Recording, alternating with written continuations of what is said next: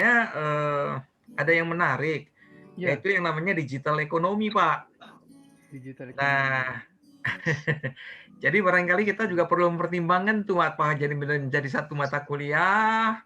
Kalau Pak Presiden, Pak Jokowi maunya jadi satu fakultas tuh, ada fakultas digital ekonomi. Dia kemana Pak kira-kira? Kontennya kemana Pak ya? Boleh nggak saya share, mumpung nggak ada Pak Mulinya? Boleh, Pak? Silakan Pak. Ya. Boleh ya, saya share sebentar. Mumpung... Pak Eko, boleh ya Pak Eko? Ya Pak itu. Oh boleh ya Pak Eko? Maaf, minta izin sama tuan rumah dulu. Pak Jupri Pak, adminnya. Nggak apa-apa Pak, ini masih lama. Kita silakan, Pak. Sengaja kita buka dulu lebih awal untuk kita bincang-bincang. Sambil nanti jam 9 ya pas Pak Muliknya bisa masukkan. Nah kita ini lebih ke informal sebenarnya. Oke Pak, bisa kelihatan kan Pak? Ya, kelihatan Pak, digital ekonomi. Ini digital ekonomi Pak. Kalau, aduh ini nggak mau jalan lagi. Sebentar. Apanya ini? Biasa ini, gaptek. Bentar Pak. Ini kalau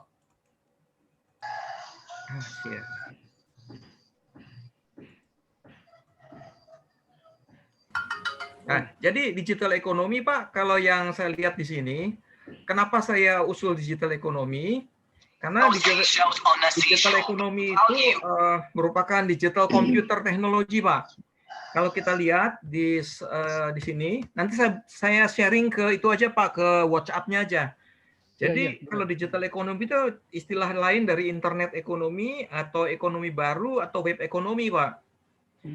Nah kemudian kita lihat Presiden Jokowi sendiri ya waktu itu mengatakan bahwa environment sekarang itu munculnya ada e-commerce, media sosial, sharing ekonomi. Sehingga strategi dari pemerintah juga itu ada diregulasi. Jadi tentunya hukum dan regulasi ICT-nya ada, infrastrukturnya dan cyber security nih Pak.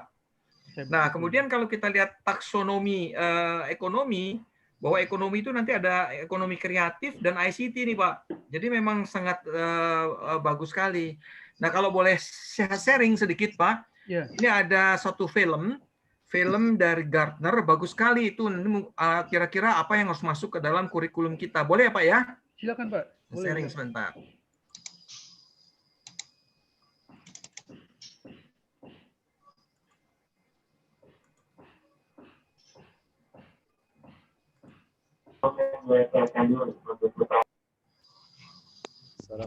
Top 10 strategic technology trends are key trends that the enterprise cannot afford to ignore.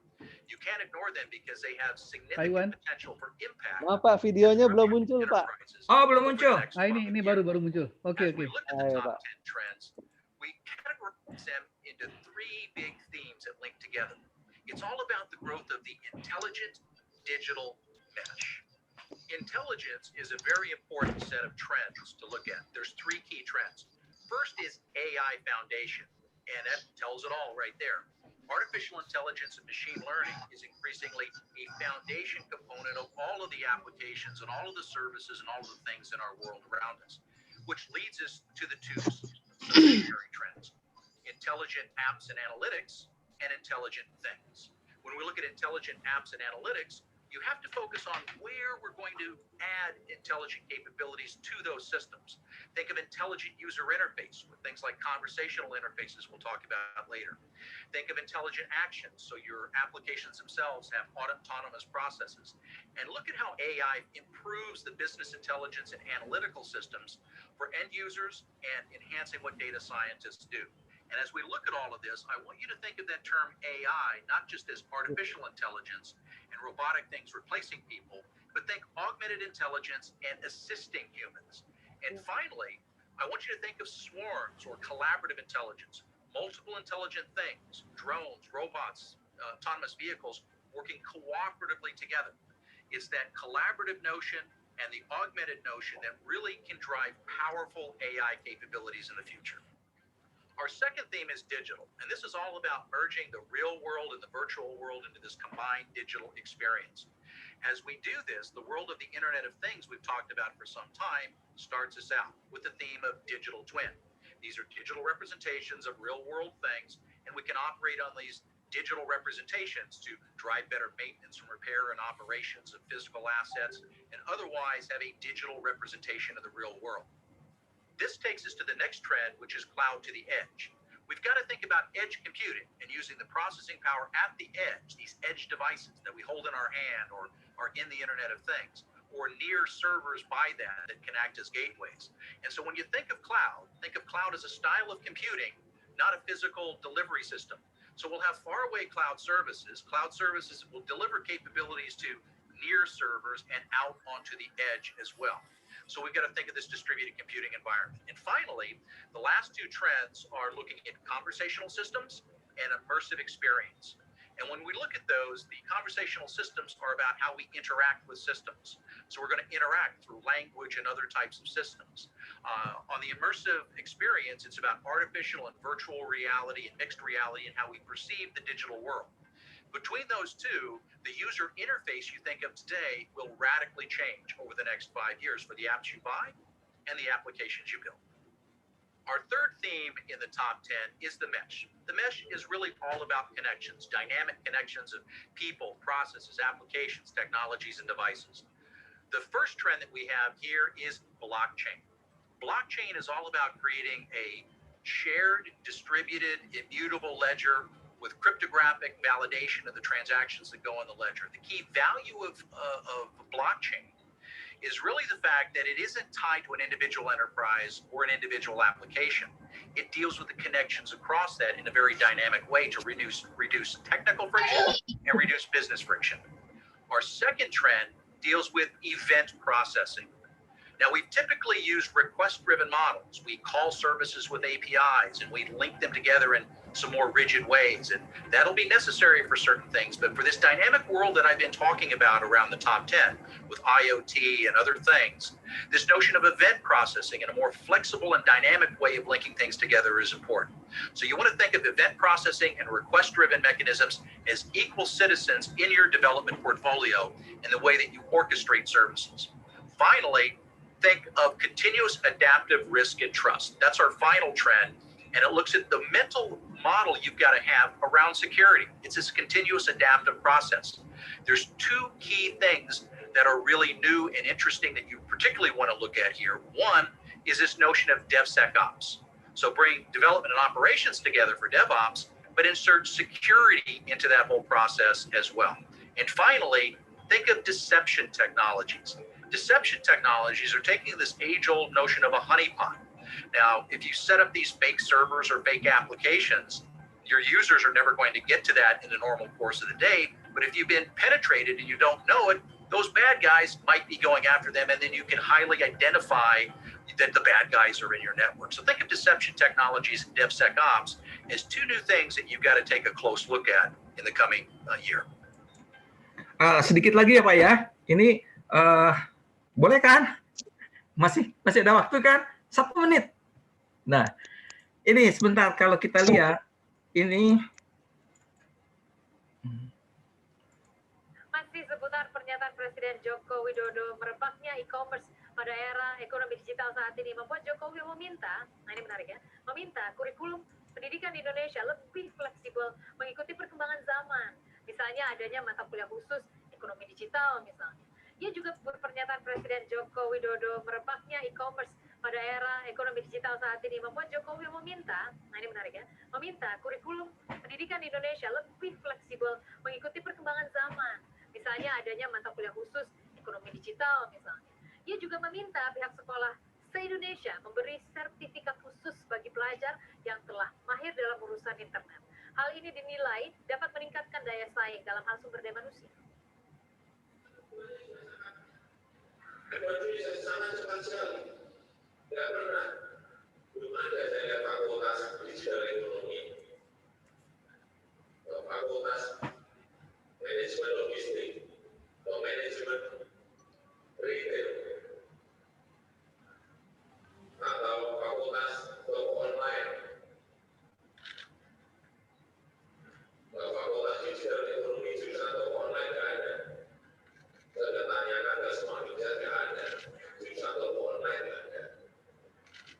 Pada saat berubah dari offline ke online. Apalagi jurusan ini tidak ada.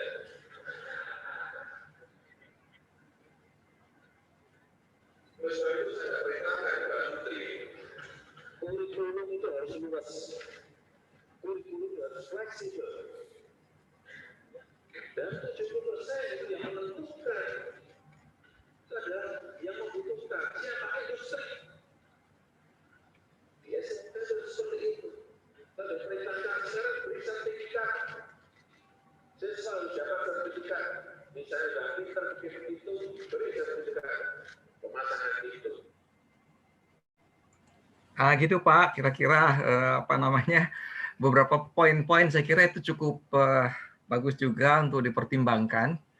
Ya, jadi digital ekonomi kalau ada satu mata kuliah menarik juga itu. Kira-kira Pak Iwan, mata kuliah dasar atau mata kuliah lanjut ya kalau lagi maksudnya? Pengantar umum di dasar.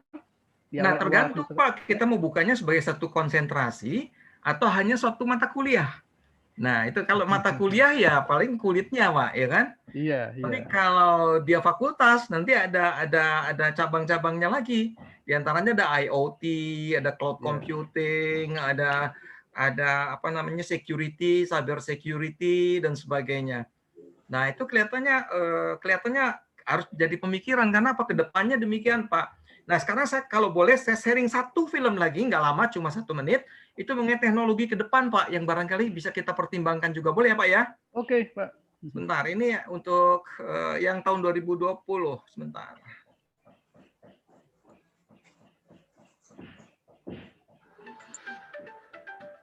The top 10 strategic technology trends are trends that are shifting, changing, reaching key tipping points, and driving disruption.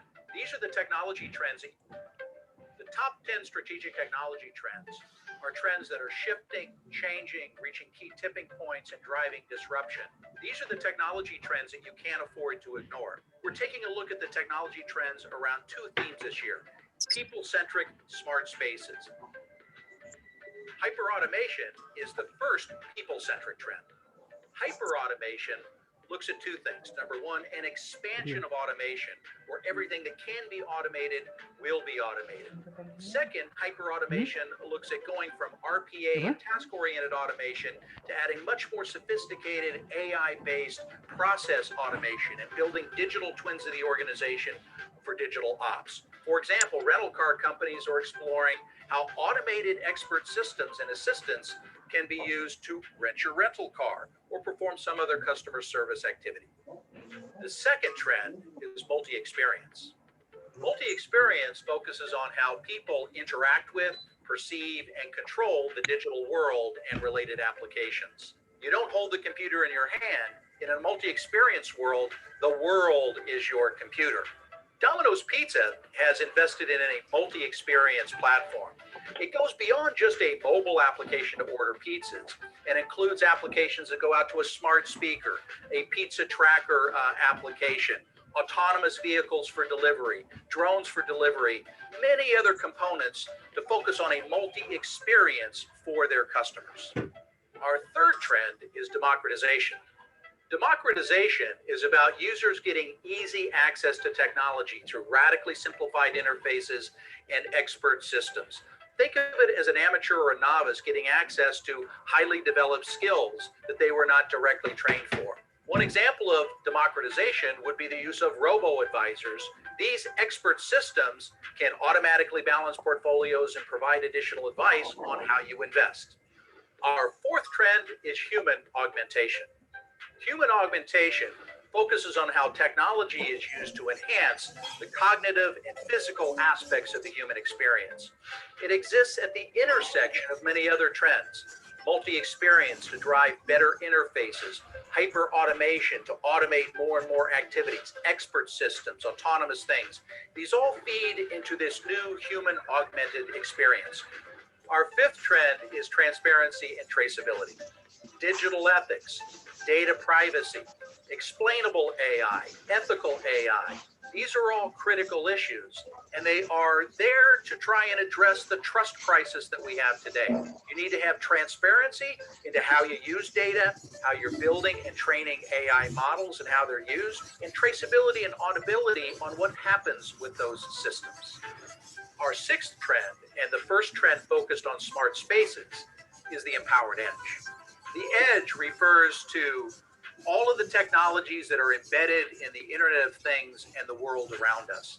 The empowered edge looks at how these devices are exploding and forming the foundation for creating smart spaces around us as well. For example, with conversational interfaces, many of these systems today rely on remote cloud-based services.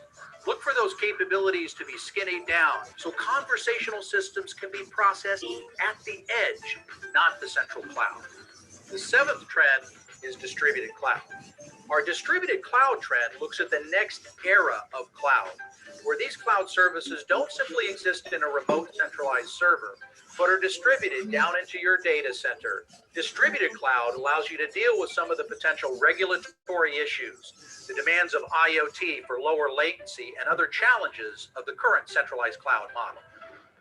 Our eighth trend is autonomous things. Autonomous things looks at how artificial intelligence and machine learning are enabling greater autonomous actions in physical things. Looking into the future, collaborative intelligence is being pioneered with swarm technology by the military that's using swarms of drones to coordinate battlefields or even being used in attack scenarios. Our ninth trend is practical blockchain. Blockchain is a shared distributed ledger with cryptographically signed and irrevocable records that can be traced. But limitations in that full blockchain model are leading to practical blockchain solutions using blockchain-inspired notions, focusing primarily on the shared ledger and lightly distributed aspects of blockchain. Supply chain is an increasing use case for blockchain. For example, Maersk is using TradeLens, a blockchain environment, to manage shipping manifests and other paperwork as products move through ports and through the shipping channels. The 10th trend is AI security. AI security has three key aspects. Number one is securing the AI models themselves and the training data used to support them. Number two is using AI to enhance the security tools used to defend the organization. And number three is addressing the new types of attacks where the bad guys are using AI to enhance their attack efforts. The bad guys creating phishing attacks are using the technology to gather information and dynamically generate new types of phishing attacks that look scarily like an email that came from your brother or your sister or some other trusted entity. These trends are going to be the foundation for how you build people-centric smart spaces and deliver business value. Nah gitu Pak, mudah-mudahan bermanfaat ya. Nanti saya kirimkan lewat WA grup aja deh. Terima kasih. Ya, terima kasih Pak Iwan.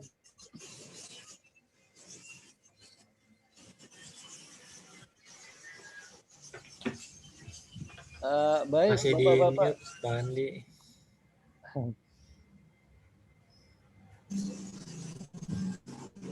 Pak Eko. Ya, baik. Boleh kita mulai ya Pak ya? Ya, Prof. Mudrik, Assalamualaikum. Assalamualaikum Bapak. Assalamualaikum. Ya, baik. Bapak-bapak yang terhormat ya, sudah hadir di antara kita Prof. Mudrik Alaidrus, Direktur Pascasarjana Universitas Mercubuana, juga Profesor Dr. Andi Adriansah, Ketua Program Studi Magister Teknik Elektro, juga bapak-bapak yang lain ya, para dosen, Pak Iwan, Pak Hamzahil, Pak Alman Basri, dan seluruhnya kita sudah hadir 25 partisipan ya, sudah 25 hadirin. Ya, kita mulai acara ini dengan baca Bismillah. Bismillahirrahmanirrahim. Saya perlihatkan agenda acara kita, share ini ya, share screen. Kelihatan ya Bapak-bapak ya. Jadi tadi mulai jam 8 sampai sekarang ya, sampai 8.40 kira-kira kita sudah berbincang-bincang ya. Terima kasih Pak Dr. Iwan sudah berbagi informasi. Nanti bisa kita lanjutkan diskusinya ya, Pak, secara selesai mungkin ya. Kemudian ini pembukaan oleh saya. Seterusnya kita akan dengarkan sambutan dari Direktur Pascasarjana Universitas Mercubuana, Profesor Dr. Ing Mudrik Alaidrus. Kemudian nanti jam 9 kita rencanakan akan ada paparan. Pematerinya adalah Profesor Dr. Ing Kalamullah Ramli dari Teknik Elektro Universitas Indonesia. Profil pemateri akan disampaikan nanti sebelum beliau sampaikan paparannya. Kemudian setelah itu kita bisa diskusi lagi, ya, mungkin kita bisa lanjutkan apa yang sudah disajikan, ya, diperlihatkan oleh Pak Dr. Iwan. Kemudian penutup 10.30, ya. Mudah-mudahan benar selesai kita 10.30 insya Allah. Ya, demikian sekilas tentang susunan acara rapat tinjauan kurikulum Magister Teknik Elektro. Jadi ini rapat tinjauan kurikulum lanjutan dari rapat yang kemarin ya Pak Andi ya. Berikutnya kami persilahkan kepada Bapak Profesor Dr. Ing Mudrik Alaidrus untuk sampaikan sambutan. Silahkan Prof. Mudrik. Baik, terima kasih Dr. Eko Isanto yang saya hormati. Assalamualaikum warahmatullahi wabarakatuh. Waalaikumsalam. Ibu Bapak dosen yang saya hormati, alumni juga ada banyak sekali ini alumni. Karena setengah dari dosen S1 Elektro alumni S2 Elektro Mercu Buana.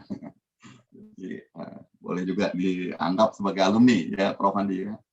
Ada beberapa alumni juga yang baru saja, ya baru-baru beberapa bulan saja. Ada alumni yang sudah cukup senior ya. Ya Bu Dian Anggra ini juga alumni yang dari Curug ya. Sepertinya ya. Ya betul Pak.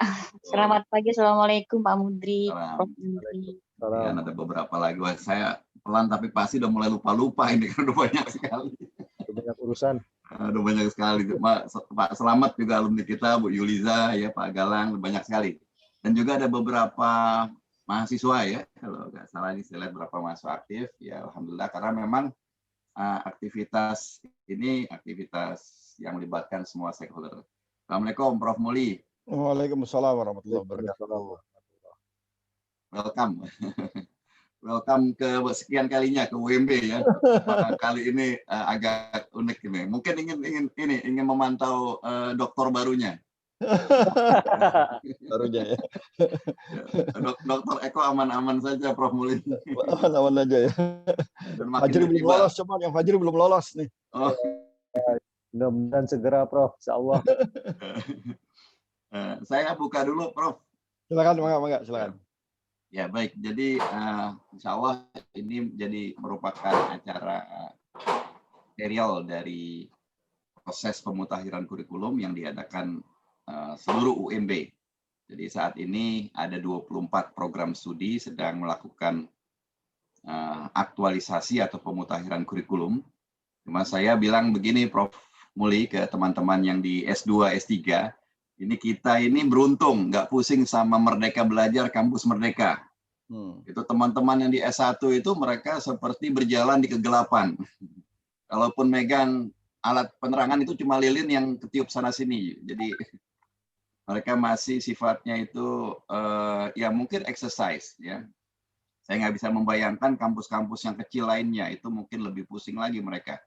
Kalau UI mungkin relatif aman lah, teman-temannya banyak UI gitu ya. Kalau kampus-kampus kecil mereka gimana gitu mau meng-create suatu olahan makanan yang mereka pun mungkin dengan cara tradisional pun, cara konvensional kemarin pun mereka masih bingung.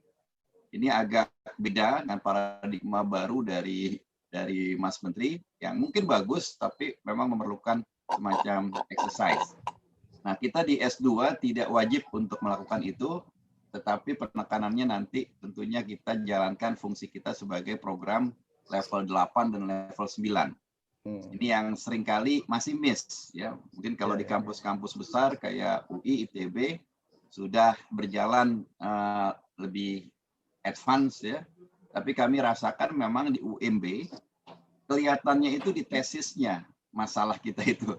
Jadi kalau kuliah itu kan ya istilahnya ketawa ketiwi tiap minggu ya, dapat tugas juga masih ketawa ketiwi kan. Happy lah gitu dalam kuliah dan memang bagus. Kuliah itu memang mesti happy. Tapi ketika bikin tesis ternyata metodenya nggak jelas apa, datanya muncul tiba-tiba, dan analisanya pun seringkali kita tidak bisa membedakan antara TA dengan tesis. Jadi seringkali seperti itu. Ini juga kita bincangkan kemarin di Rapim, Pak Rektor itu ekstra bilang, pasca tenang, nggak mikirin Merdeka Belajar, kampus Merdeka, tetapi tolong take look-nya itu di masalah yang sifatnya keilmuan. Jadi kita ya nanti itu rentetannya terus ke belakang itu dengan publikasinya dan sebagainya. Udah pasti kalau levelnya nggak jelas apakah level 6 atau level 8 ya masalah ketika publikasi. Nah, tadi juga Prof sebelum Prof Muli datang ini ada Pak Dr. Iwan Krisnadi, mungkin ya senior sahabat lama ya, senior. Insyaallah. Pak Iwan ini Assalamualaikum Pak Muli. Waalaikumsalam Pak Iwan, senior saya di BRTI. Pak Iwan ini anak muda sebetulnya. Oh iya. Cuma kelihatannya tua gitu. Balik ya. Jiwanya jauh lebih muda dari kita semua. Masya Allah, ya. Pak Iwan itu alhamdulillah selalu memberikan impuls penting kita ke MTE Mercu Buana. Jadi Pak Iwan ini termasuk yang menemani MTE sejak awal. Jadi jatuh bangunnya MTE itu beliau lihat dan selalu beliau memiliki masukan-masukan yang mengagetkan. Dan tidak pernah bosan ngasih masukan ke kita. Kitanya kadang-kadang bosan Prof Andi, cuma Pak Iwan nggak pernah bosan. Alhamdulillah. Ya, jadi kita bersyukur sekali memiliki Dr. Iwan Krisnadi. Ya, dilalah menceloknya di UMB gitu. Alhamdulillah. Ya, bukan tempat lain.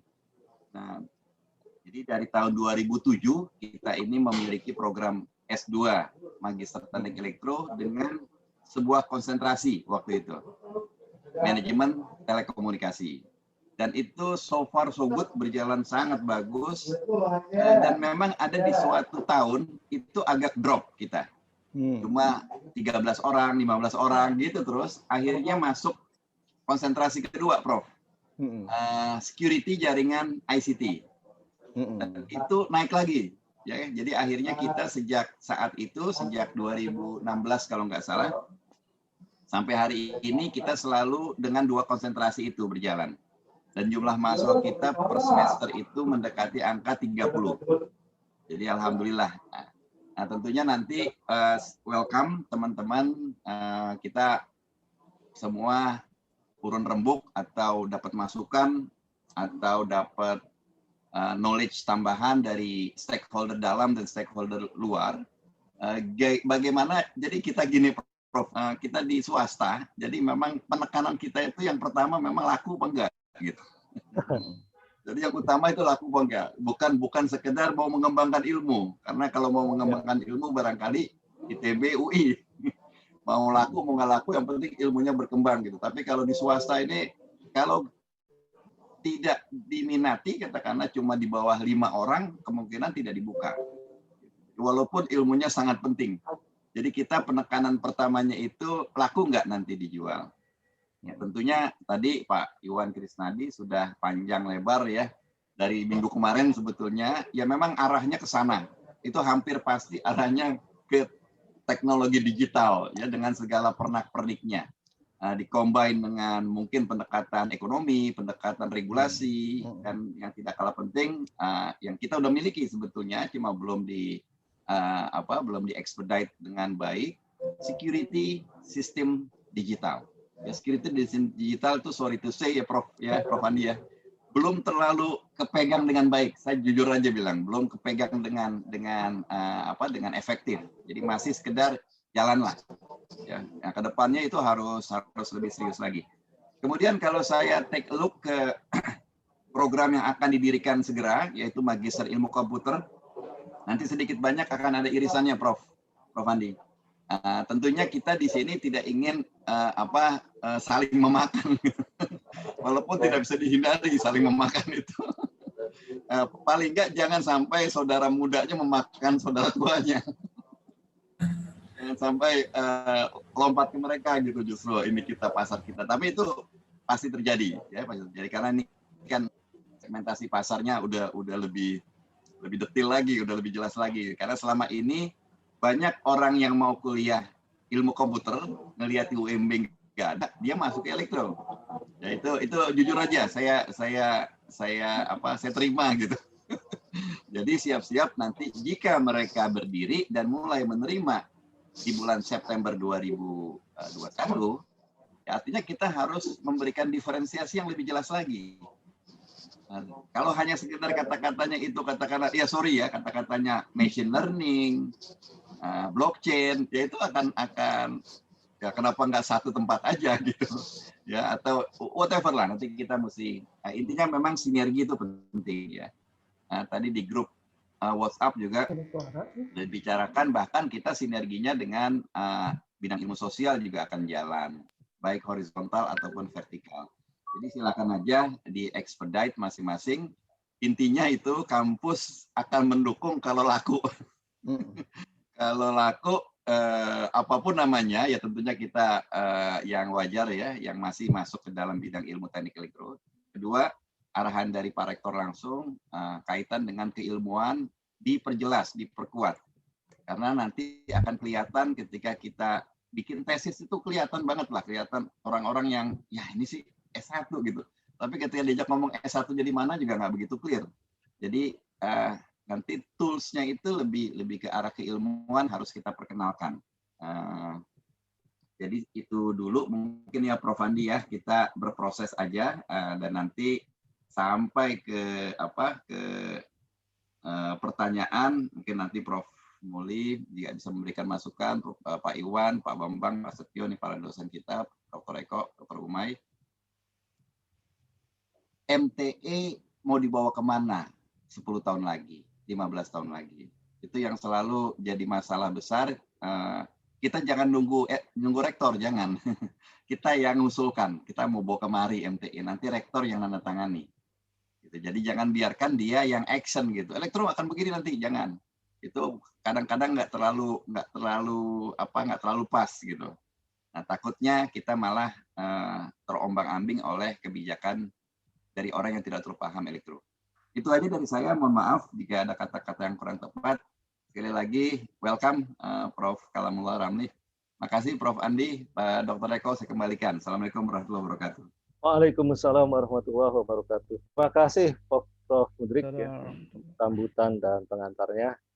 Nah, berikutnya seperti tadi sudah kita sebutkan ya agenda acara kita akan dengarkan presentasi dari pemateri kita Profesor Dr. Ing Kalamullah Ramli. Sebelum beliau kita beri kesempatan, saya sampaikan dulu profil singkat beliau ya supaya walaupun sebagian besar di antara kita sudah tahu, saya bacakan ulang bahwa Profesor Dr. Ing Kalamullah Ramli, singkatnya Prof Muli ya, atau Prof lebih singkat lagi, lahir tahun 1968, lulus S1 tahun 1993 dari Teknik Elektro Fakultas Teknik Universitas Indonesia, lulus S2 tahun 98 dari University of Wollongong Australia, lulus S3 tahun 2003 dari Universitas Duisburg, Jerman. Kemudian tahun 2009, 6 tahun kemudian, beliau dikukuhkan sebagai Guru Besar Teknik Elektro FTUI. Berikutnya tahun 2014, beliau dilantik sebagai Dirjen Pos dan Penyelenggara Informatika atau PPI Kementerian Kominfo. Tahun 2016, beliau pernah menjabat sebagai Ketua ID Pro, Indonesia Data Center Provider Organization. Kalau nggak tahu organisasi ini, paling nggak saya sebutkan aja, organisasi ini atau lembaga ini pernah menggelontorkan dana sekitar 400 juta US dollar untuk membangun pusat data dengan kualitas kelas dunia.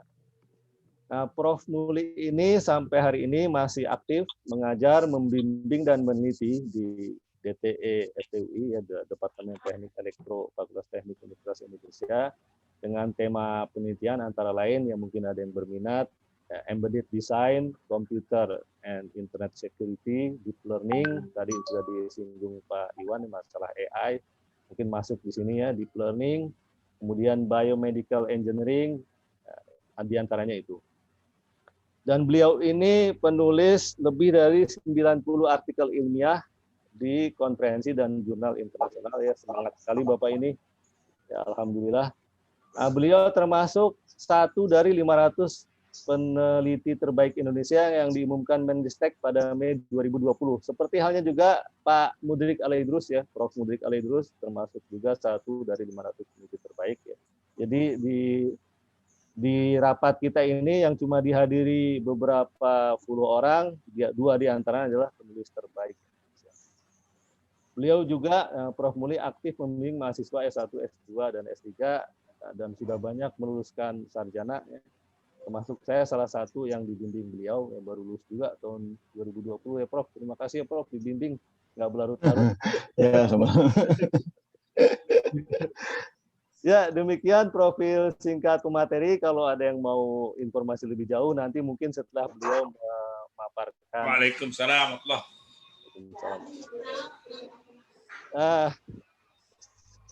Berikutnya kami persilahkan Prof. Muli untuk sampaikan paparannya.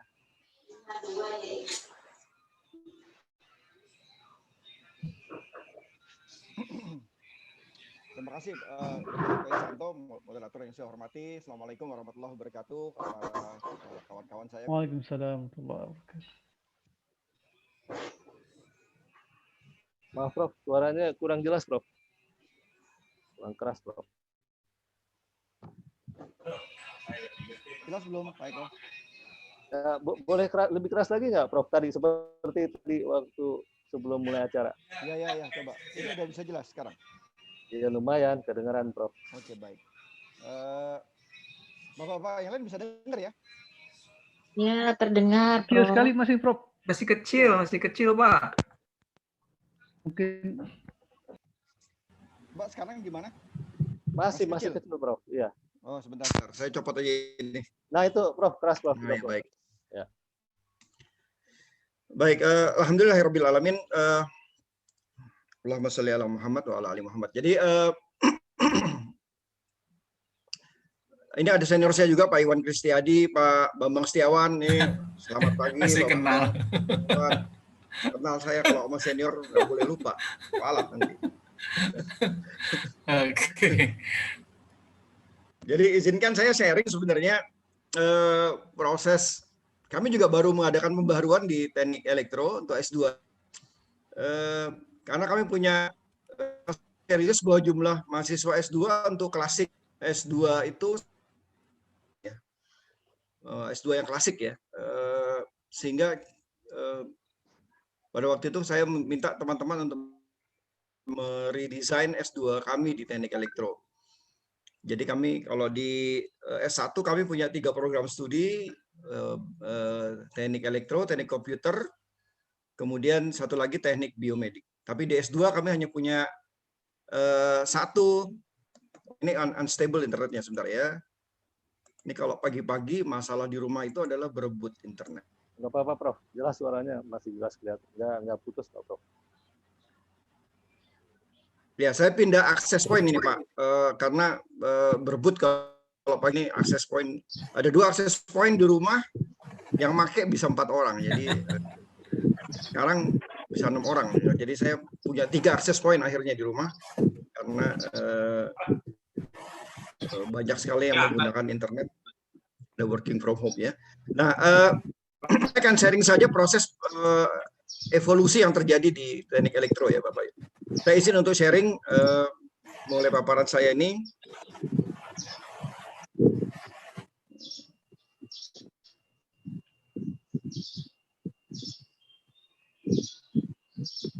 Bisa sharing nggak ya ini? Belum Prof. Oh, saya bisa ya, sebentar ya.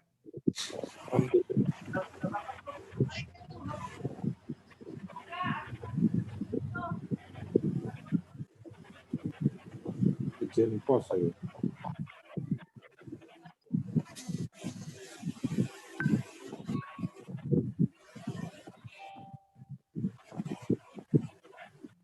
Oke, ini baru terbuka. Ini kelihatan ya Bapak Ibu sekalian ya? Iya, kelihatan.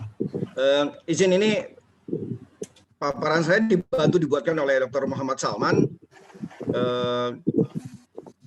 karena di elektro tuh sekarang begini, kami punya 2 guru besar ya di teknik komputer itu, saya dan Prof. Riri Fitrisari. Karena kesibukan kami, seringkali masalah detail itu ditangani oleh teman-teman dokter ya, yang lebih muda dari kami. Ada yang lebih tua juga sih, cuman sebagian besar yang bekerja adalah dosen-dosen yang lebih muda, maksudnya yang baru pulang. Jadi kemarin saya sempat sampaikan ke Pak Andi, Prof. Andi, bahwa yang lebih intens terlibat dalam detail pembahasan ini adalah Dr. Muhammad Salman sebenarnya. Cuman saya hanya memberikan arah, kemudian supervisi dan monitoring di akhirnya. Ya. Nah, ini pengembangan kurikulum Magister Teknik Elektro dengan pendekatan paradigma baru ini baru saja kami buka semester kemarin ini, semester sekarang ini baru yang paradigma baru. Jadi kami bahas sejak tahun lalu sampai awal tahun ini ya, sampai COVID menyerang. Terus setelah itu kita gulirkan S2 yang pendekatan baru, paradigma baru. Masalahnya sama dalam strategi peningkatan jumlah peminat. Ya, kami punya 2 magister manajemen di Salemba yang kelas khusus manajemen telekomunikasi. Pak Iwan Krisnadi pernah mengajar di situ, nggak tahu sekarang masih Pak Iwan ya? Masih Pak Muli. Alhamdulillah. Jadi satu lagi adalah manajemen keamanan jaringan dan informasi. Itu tidak pernah khawatir dengan jumlahnya karena pesertanya selalu banyak, itu di atas 25 orang ya. 2 program. Tapi yang menjadi concern kami adalah program di Depok ini yang klasik ya, yang klasik. Nah, dalam 5 tahun terakhir peminat rendah ya. Bahkan sekitar 5 mahasiswa per peminatan. Jadi peminatnya banyak, lininya banyak ya. Ada peminatan A, B, C, D, E, F, G gitu, tapi setiap peminat mungkin hanya 5 sehingga sebenarnya secara ekonomi nggak viable. Efisiensi pengelolaan program S2 juga dianggap relatif rendah karena universitas harus membayar dosen dengan honor yang sama, tapi mahasiswanya sangat sedikit. Ya. Juga kami di teknik komputer utamanya baru kedatangan 4 doktor baru dari luar negeri, baru selesai S3. Lalu ada 2 doktor yang tidak baru kembali dari penugasan di UI. Jadi dia sehabis menjabat struktural di UI, dia kembali ke teknik komputer 2 orang. Jadi ada sekitar 6 orang yang harus diberikan beban S2. Kenapa beban S2 perlu diberikan? Karena mereka punya riset yang harus dikembangkan, punya bidang ilmuwan yang harus dikembangkan, dan akan lebih dalam keilmuan itu kalau mereka punya bimbingan S2. Sementara bimbingan S3-nya belum, ya, mereka belum, mungkin masih jadi co-supervisor. Ya. Jadi kami harus memikirkan kawan-kawan kami ini yang baru pulang supaya juga dapat pemerataan mahasiswa bimbingan, karena kalau tidak riset mereka nggak akan optimal berjalannya. Ya. Sekat peminatan terlalu rigid menyebabkan jumlah peserta per mata kuliah menjadi sedikit. Ini yang coba kami robos ya, masalah-masalah ini. Yang pertama apa yang kami lakukan adalah mencari nama program yang relevan dengan perkembangan zaman. Karena simple orang Indonesia itu ya, dia akan melihat nama program ya, kalau dia bilang ini menarik nih, eye catching gitu ya, dia akan mendaftar gitu. Jarang sekali yang sangat detail ya, jarang ada yang detail ya. Tapi sebagian masih sangat title oriented ya, nama ya, name oriented ya. Setiap KI agar mencari posisi kompetensi ketertarikan terhadap nama-nama tersebut diutamakan untuk tetap mencakup seluruh kompetensi dosen yang sekarang ada di DTE. Kami juga sempat melakukan survei pasar ke alumni melalui Google Form, ke mahasiswa, dan ke banyak orang yang bisa kami kontak untuk melakukan survei pasar dari sisi nama saja. Ya, dengan nama seperti ini menurut mereka akan menarik apa tidak, dan itu lumayan membantu kami melakukan short list ya, dari sekian banyak list yang kami sampaikan. Nah, ini contoh yang sebelah kiri ini, Bapak Ibu sekalian, teman-teman sekalian, ini adalah peminatan lama kami nih, sangat klasik, teknik elektronika, fotonika. Saya kira orang-orang udah ngeri duluan ngeliat. Teknik telekomunikasi, teknik kendali, teknik tenaga listrik dan energi, teknik komputer. Ini yang semakin tahun semakin sedikit peminatnya. Karena dianggap sangat klasik. Orang S1 udah susah, cari kerja susah, sekolah S2 susah lagi, begitu kira-kira. Banyak susahnya daripada senang. Jadi kami coba menggabungkan kekinian yang kami anggap kata-kata keywords-nya adalah ada smart di situ, ya, ada green di situ, ada IoT and sensor, ya. Jadi smart ini kata kunci dan cyber tentunya. Lagi adalah data, ya, data analytics, data engineering dan lain-lain. Ya, ini adalah hasil shortlist dari sekian banyak nama yang kami kembangkan. Nah, yang menarik dari sekian nama ini, ya, kalau kita lihat sebagian besar pakai kata-kata smart, smart electronic system, smart wireless technology. Walaupun ini isinya wireless technology, tapi begitu kita bilang smart, orang langsung noleh. Ya, data engineering ini adalah kompromi, ya. Kalau data science nanti kita berebut sama computer science. Ya, business intelligence ada juga di fakultas ekonomi. Kalau data science for business, ya, sehingga kita rubah menjadi data engineering and business intelligence. Ya. Lalu automation yang tadinya ilmu yang kalau kita bilang ini automation akan mengerikan, kita tambahkan dengan data engineering. Ya. Lalu robotics dan autonomous system ini susah dirubah nih. Teman-teman kontrol sangat rigid untuk menerima masukan supaya ini dimasukkan. Lalu kami petakan nama-nama yang menarik ini kira-kira concernnya mana yang paling besar, ya, seperti misalnya power and smart systems. Ya, ini sebagian besar akan ada di power dan kendali. Smart electronic system akan ada elektronika sama teknik komputer. Kira-kira nanti mata pelajarannya adalah kombinasi kompetensi dari dosen-dosen di 2 KI ini, di 2 peminatan ini. Ya, green electronic device itu di elektronika, lalu multimedia sebagian besar di telkom dengan tambahan biomedik.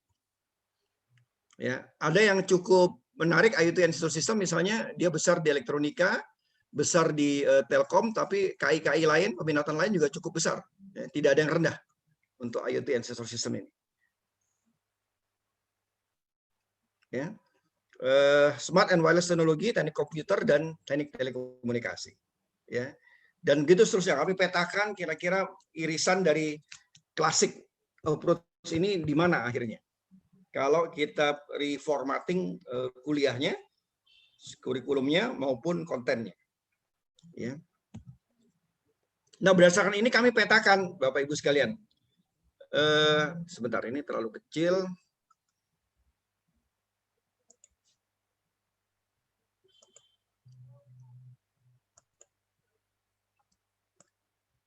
Jadi kami petakan misalnya manajemen keamanan jaringan, misalnya ini teknik komputer, ya. Siapa pengajarnya misalnya? Misalnya di sini ya, ada advance, ini applied cryptography and blockchain, ini pengajarnya adalah Pak Yohan Suryanto dan IGD. Dia akan dipakai di mana saja di program ini. Satu perkuliahannya dikelola oleh dosen ini akan terpakai di 2 program, di Cyber Industrial Control and Security dan di Network Security and Advanced Networking. Artinya apa? Kalau ada peminat di sini, nomor 6 ini ada peminat 5 orang, di nomor 7 ada peminat 5 orang, kelas itu sudah akan berjumlah 10 orang. Jadi kelas itu menerima mahasiswa dari cross peminatan. Ya, satu kelas di-share di banyak peminatan, begitu kira-kira. Sehingga kalau secara perhitungan ekonomi, kalau cuma 5 tidak efisien, tapi dengan 2 kelas ini digunakan atau satu kelas ini digunakan di 2 peminatan, maka dia akan menjadi 10 orang. Sehingga fakultas melihatnya ini cukup efisien, cukup viable secara ekonomi untuk dijalankan. Ya, kemudian satu lagi contoh yang beririsan lagi di ini misalnya ya. Perkuliahan apa nih? Convergence networking. Ya. Convergence networking ini dikelola oleh dosen RH. Siapa ya RH ya? Salah satu dosen. Nah, ini mungkin akan masuk di 3 peminatan. Ya, 1 perkuliahan, tapi dia diambil oleh mahasiswa dari 3 peminatan. Ya, ini juga. Ini 3 peminatan, ini 3 peminatan. Begitu demi Bapak Ibu sekalian. Jadi cara kami mengatasi minimnya jumlah mahasiswa dalam satu kelas. Nah, ini Prof. Isti. Prof. Isti ini bukan dari teknik elektro, dia dari teknik industri, tapi bidang dia adalah data analytics. Dia adalah ketua quality US Quality Data in Indonesia. Jadi alumni US yang mendalami data analytics di Indonesia. Ya. Nah, Prof. Isti ini khusus dari teknik industri kami minta untuk mengajar yang beririsan 3 peminatan, ya, yaitu peminatan Data Engineering and Analytics, Network Security and Advanced Networking, serta Cyber Industrial Control and Security. Ya, karena dia menggunakan big data di situ. Ya. Nah, dengan pendekatan ini, alhamdulillah sekarang jumlah kelas kami semuanya cukup layak secara ekonomi. Jadi walaupun peminatnya dari banyak nama ini mungkin cuma ada 5 orang, 4 orang, tapi karena kelasnya itu adalah gabungan, kelasnya adalah dari peminatan yang berbeda-beda, dia bisa mencukupi jumlah minimal. Kalau dari fakultas mengatakan 5 lah paling nggak kelas itu bisa running. Tapi kami semuanya kelas alhamdulillah di atas 5 ya, 10, 8 sampai 10 sekarang rata-rata kelas yang kami kelola. Saya lanjutkan. Ini adalah detail kurikulum. Saya nggak akan masuk ke detail kurikulum. Saya udah bilang Prof. Andi kalau mau masuk ke detail kurikulum, sebaiknya Prof. Andi nanti bicara dengan Dr. Muhammad Salman. Karena bagi saya yang penting saya menjaga supaya ada distribusi beban ke dosen-dosen baru, S3 yang baru datang dan baru kembali ke UI, sehingga tidak berat sebelah itu bimbingan. Ya. Saat ini dengan program Salemba hanya 4 dosen yang dapat bimbingan. Saya, Prof. Riri, Dr. Muhammad Salman, sama Dr. Yohan Suryanto. Sementara yang lain sangat sedikit mendapat bimbingan. Karena nanti impact-nya adalah ke publikasi, impact-nya adalah ke dana riset, dan lain-lain. Jadi ada ketimpangan ekonomi kalau menurut saya. Karena sekarang riset-riset sudah sangat nyaman dikelola, ya, dan itu menentukan sebanyak apa kita bisa publikasi. Ya. Mata kuliah wajib program studi teknik elektro kita hanya bikin 11. Ya, yaitu pengolahan dan analisis data. Kami menganggap ini sudah menjadi tuntutan zaman, orang perlu data analytics. Ya, kemudian ada teknologi innovation dan kewirausahaan. Ini lebih ke manajemen inovasi teknologi. Dr. Surya Negara. Ya, ini Prof. Benyamin ya sebagai pakar machine learning dan artificial intelligence mengajar di yang ini. Lalu Dr. Surya Negara di sini. Yang 4 ini adalah kuliah andalan di teknik elektro karena yang mengajar hampir semua profesor bergantian masuk ya, sekitar itu 8 profesor ya. 8 profesor itu masuk untuk mengajar metodologi penelitian dengan topik-topik yang berbeda-beda. Ini kurikulum yang per peminatan tadi ya untuk tenaga listrik dan sistem cerdas ya. Mungkin tidak banyak bedanya dengan yang klasik, cuma dia mungkin ada penambahan di prodi yang awal, prodi mata kuliah wajib, lalu di sistem energi cerdas ya. Kemudian ada manajemen dan ekonomi energi, ini Prof. Rinaldi yang mengajar. Lalu di telekomunikasi dan sistem cerdas ya, tetap aja sulit ya, ada RF cerdas, walaupun cerdas tapi tetap aja radio frekuensi gitu ya. Sistem optik interaksi ini, nah Bapak Ibu sekalian, saya merasakan ada hambatan sedikit nih. Ketika saya mencoba teknik komputer termasuk yang paling adaptif ya, karena dosennya masih muda-muda ya, profesornya juga masih muda-muda, sehingga saya merasa lebih mudah melakukan perubahan kepada teman-teman di teknik komputer dibandingkan teman-teman lain di telekomunikasi, di kendali dan lain-lain.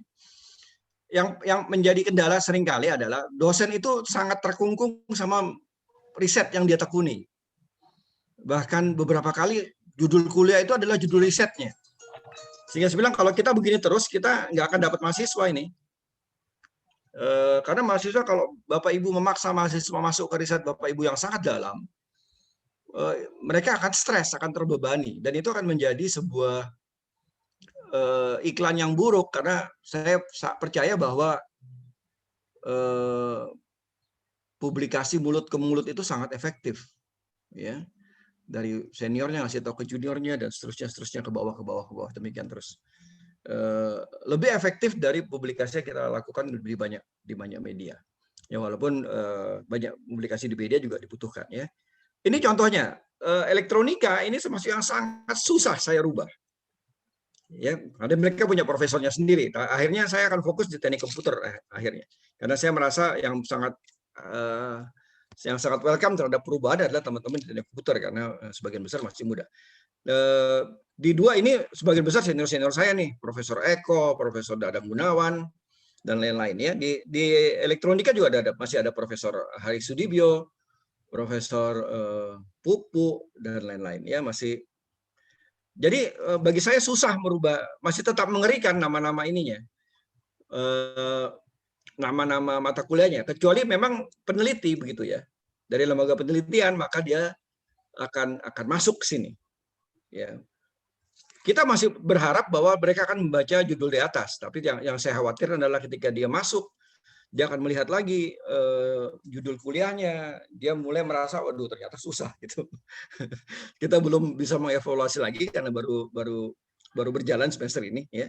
Mungkin yang berbeda di sini, yang baru di sini adalah IoT dan sistem elektronika cerdas yang kita tambahkan, ya. Lalu ini keamanan cyber.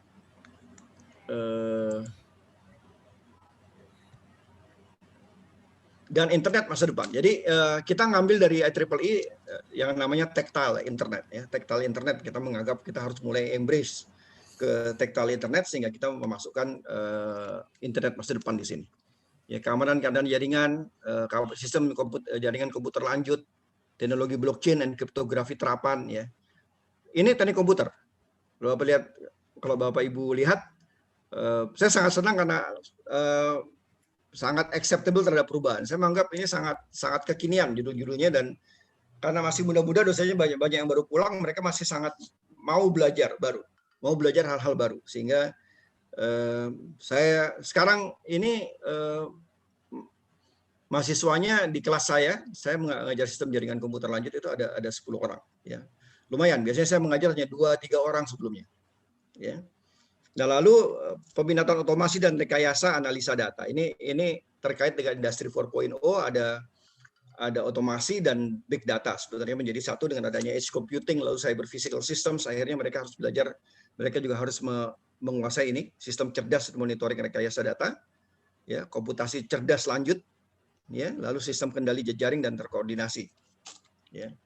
Jadi mereka masih, karena ini saya 4.0, industri 4.0, mereka harus juga belajar otomasi dan keamanan cyber industry, karena di teknologi 4.0 itu adalah bergabungnya cyber physical system, ya, cyber IT dan OT, information technology dan operation technology. Jadi dua ini saya cukup optimis dia akan bisa, trennya akan bisa naik di semester berikutnya.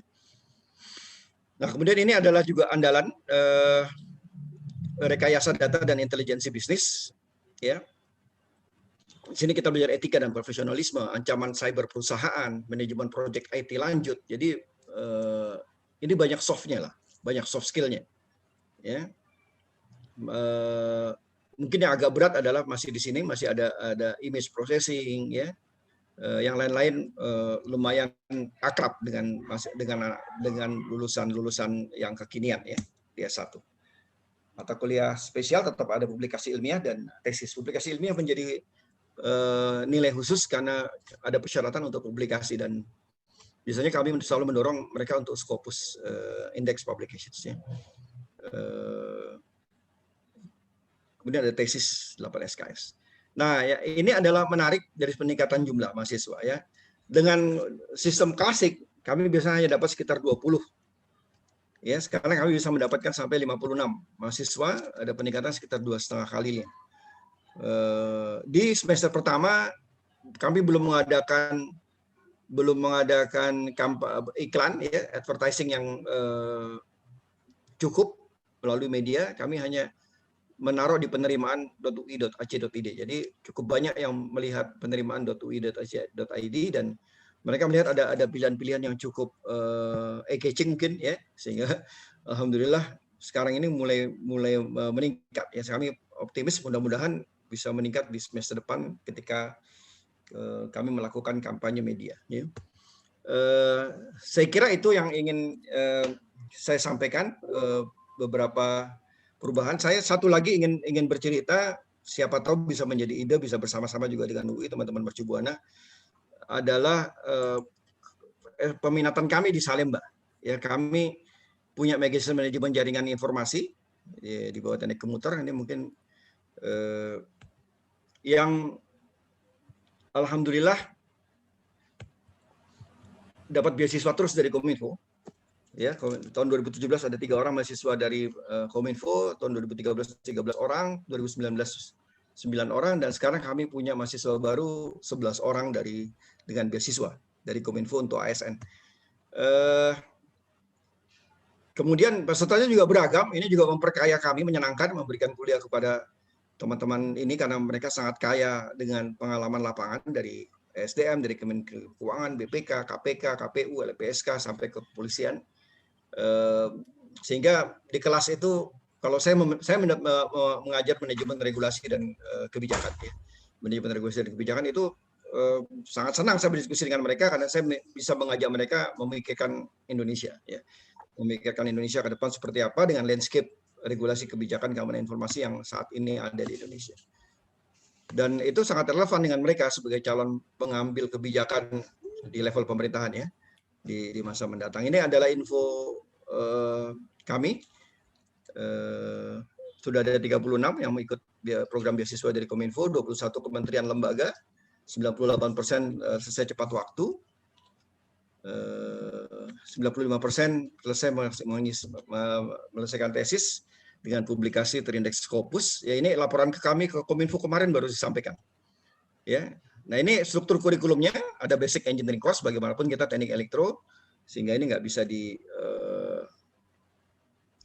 Lalu mereka juga senang karena mendapatkan security management and policy. 2 kuliah ini menjadi favorit juga bagi mereka, manajemen risiko keamanan dan penanganan bencana serta manajemen regulasi dan implementasi. Lalu mereka juga mendapatkan ilmu teknis ya, forensik digital dan jaringan, keamanan aplikasi dan jaringan bergerak, simulasi jaringan berbasis komputer serta keamanan jaringan informasi. Yang lainnya adalah research and problem solving.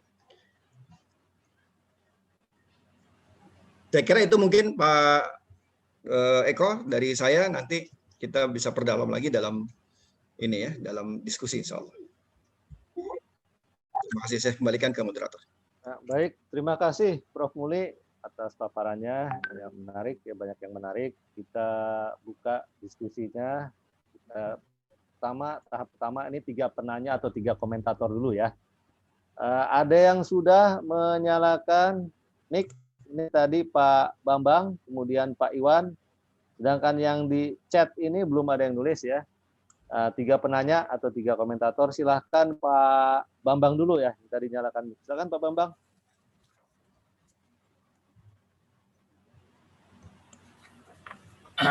Terima kasih. Assalamualaikum warahmatullahi wabarakatuh. Waalaikumsalam. Pak Muli, alhamdulillah masih kenal. Kita 10 tahun yang lalu, 10 tahun ya kalau nggak salah lebih kita nggak ketemu. Logika saya ya, setiap ada course di akademisi itu pasti ditujukan pada suatu target ya, target pasar lah kira-kira begitu ya. Nah, untuk yang di UI itu peminatan manajemen telekomunikasi itu ada targetnya nggak?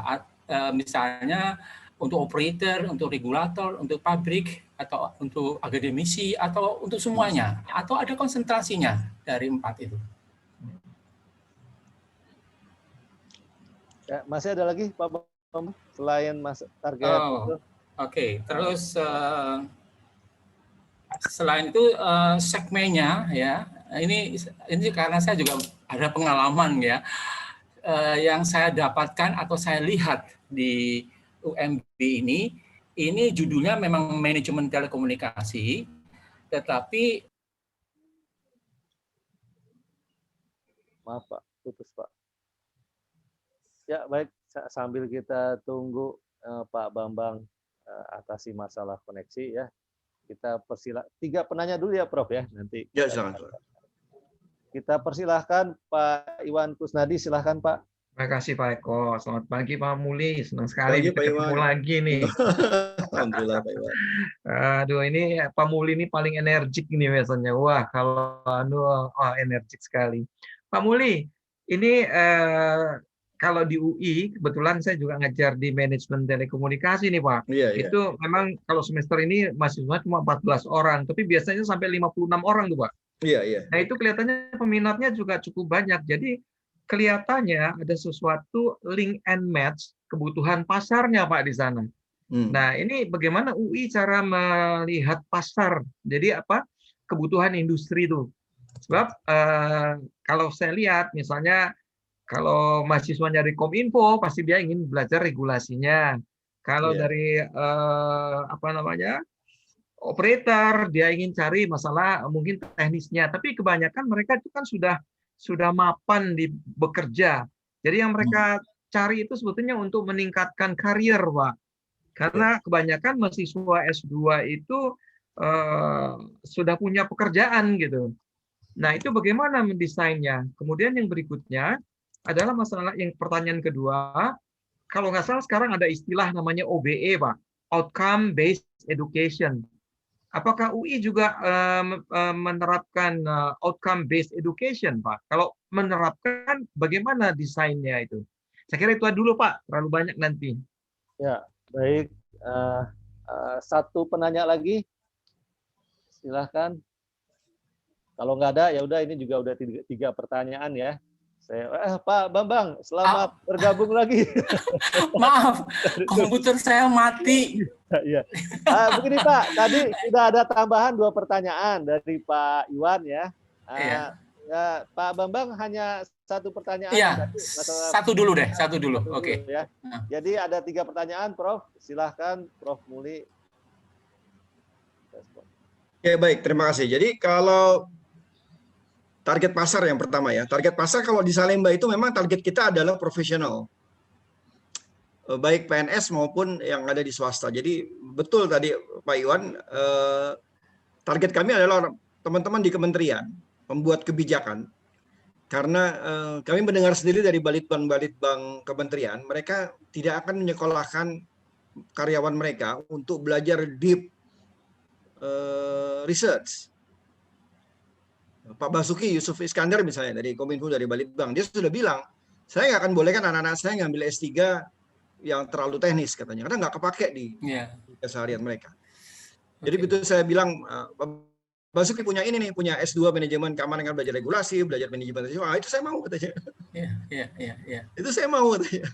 Ya begitu perlu cara membuat kebijakan, cara membuat regulasi sambil diberikan konten kepengayaan masalah teknis, karena tetap mereka harus tahu teknis karena mereka kementerian teknis. Jadi kira-kira gitu Pak Iwan dan Pak Bambang, kombinasi antara teknis, regulasi dan manajemen sebenarnya resepnya ya.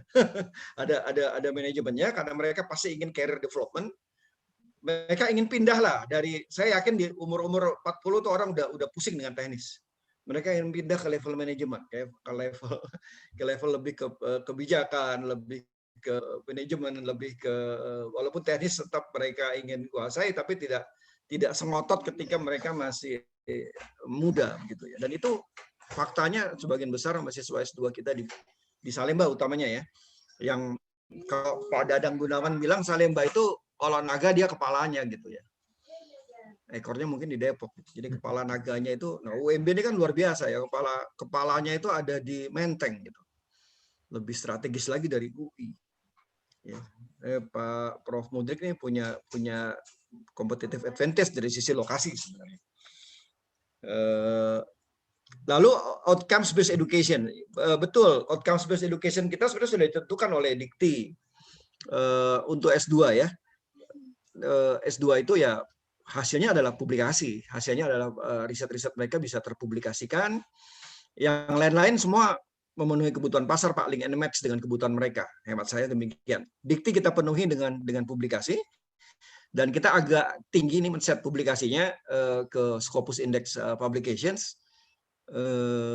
Karena dana-dananya banyak di UI. dan dananya banyak, dan kita bisa membiayai mereka untuk publish di jurnal, untuk melakukan juga editing ya, proofreading dengan profesional. Anak-anak kita risetnya itu bagus-bagus. Cuma kalau udah sampai ke menulis itu seringkali nggak menjual dan nggak standar, bukan high English lah. Nah, untuk mendapatkan high English inilah kita biasa membayar professional editor, professional proofreaders yang lumayan mahal, tapi dengan skema-skema UI yang risetnya cukup banyak dan memang targetnya adalah publikasi. Karena UI targetnya tinggi juga, mempertahankan selalu menjadi ranking 1 secara internasional untuk Indonesia gitu ya. Dan UI menggelontorkan dana yang besar untuk itu asalkan bisa publish di jurnal. Dan sekarang UI bergeser, tadinya masih mau membiayai conference, tapi mulai tahun ini, tahun depan kita akan, Warek satunya sudah bilang akan bergeser hanya akan untuk jurnal, publications. Jadi saya senang, dan bagi saya menarik gerbong ke arah kualitas itu pelan-pelan memang harus kita lakukan, apalagi sudah sewajarnya lah UI melakukan itu. Jadi link and match ini betul yang tadi dikatakan oleh Pak Iwan, kami melakukannya melalui survei, Pak. Survei yang kami lakukan, alhamdulillah dimudahkan dengan adanya Google Docs, dengan adanya sosial media. Kita tanya langsung ke pasar, kira-kira dia butuhnya apa sih? Kalau nama ini menarik apa tidak? Dari sekian 23 nama kemarin, Pak, kami dapat 23-25 nama. Kita shortlist menjadi hanya sekitar 10-11 nama yang lalu kita tawarkan. Dan benar kami mendapatkan peningkatan semester ini saja 2,5%. Jujur ini juga dibantu dengan kondisi pandemi, Pak Iwan, Pak Bambang. Ya, betul. Pandemi ini orang kerjanya susah, daripada dia stres, dia mendingan sekolah lagi.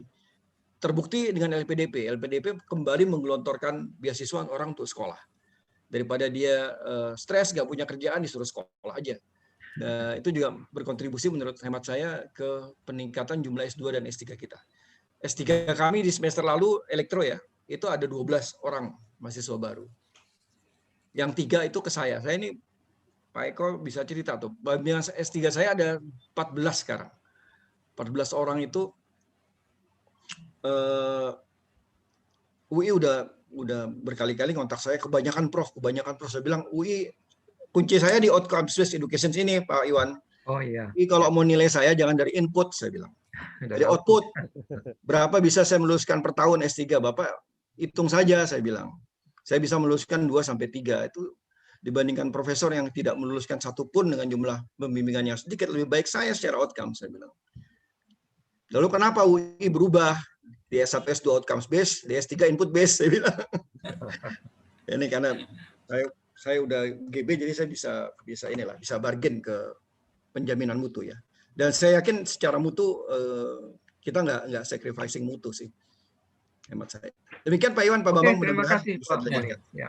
Baik, terima kasih Prof, Pak Iwan, Pak Bambang. Berikutnya ini masih ada 2 pertanyaan yang ditulis, Prof. Didahulukan dulu yang ditulis ya. Yang pertama tentang sertifikasi cyber security. Jadi ada lulusan kami ini, Pak Budi Wibowo, itu ternyata perlu sertifikat cyber security. Itu gimana cara, bisa nggak semasa kuliah atau setelah kuliah ada sertifikat seperti ini? Yang kedua dari Galang Hakim ya, dari Pak Galang Hakim ini tanya tentang tema riset.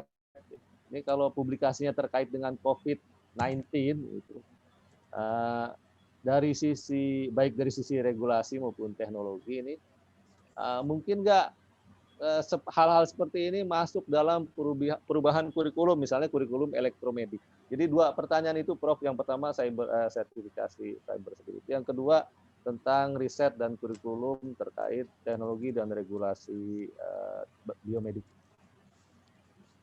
Silakan, Prof. Ya, baik.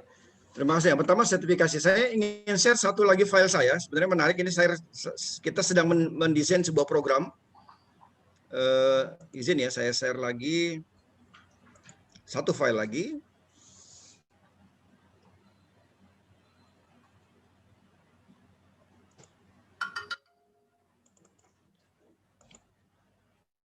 Oke.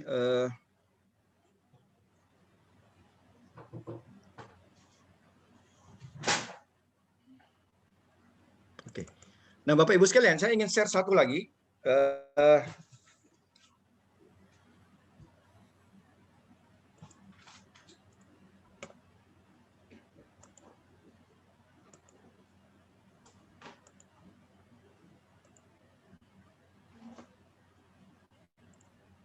Bentar ya, kenapa hilangnya?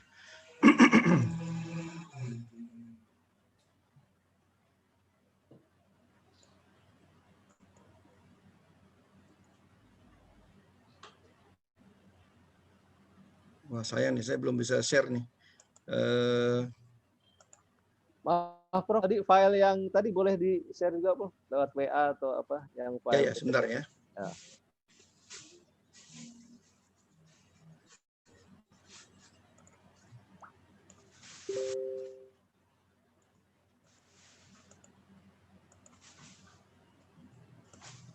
Bisa share ya? Atau ya WA ke saya, Prof. Saya share nanti, Prof. Boleh nggak, Prof? Ya, sebentar.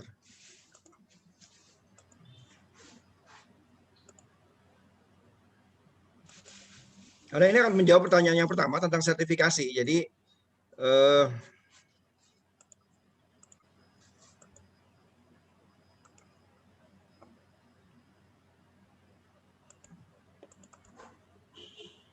nah ini, kami tahun lalu mendapat bantuan dari Jepang ya, dari JICA melalui Kominfo. Jadi setelah saya kembali dari Kominfo, kembali ke kampus 2016 itu saya kerjasama dengan JICA, expert JICA di Indonesia untuk menggagas sebuah program. Dan saya tidak melalui Dirjen Dikti karena saya pikir kalau saya melalui Dirjen Dikti antriannya panjang, di situ ada ITB, ada UGM, ada Undip, menterinya dari Undip ya. Saya coba lewat Pak Basuki akhirnya karena kami sangat akrab untuk dapat bantuan JICA untuk pengembangan SDM profesional bidang keamanan cyber dan data, bidang keamanan cyber dan keamanan data. Nah, dari program ini,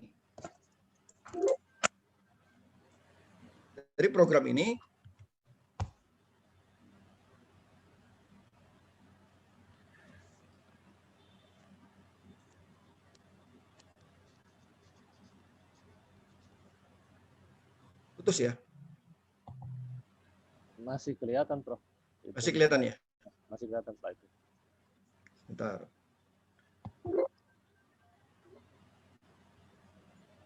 Tapi saya nggak bisa mindahin. Sebentar ya, ini. Mungkin harus slideshow nggak?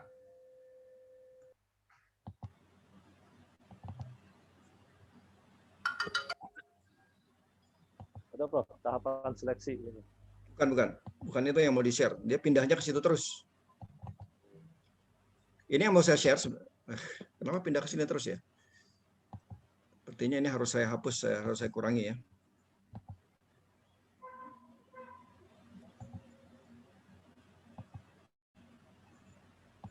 Oh, ini memang sedang slideshow dia. Oke, maaf. Saya kembali ke sini, ke materi yang mau saya share.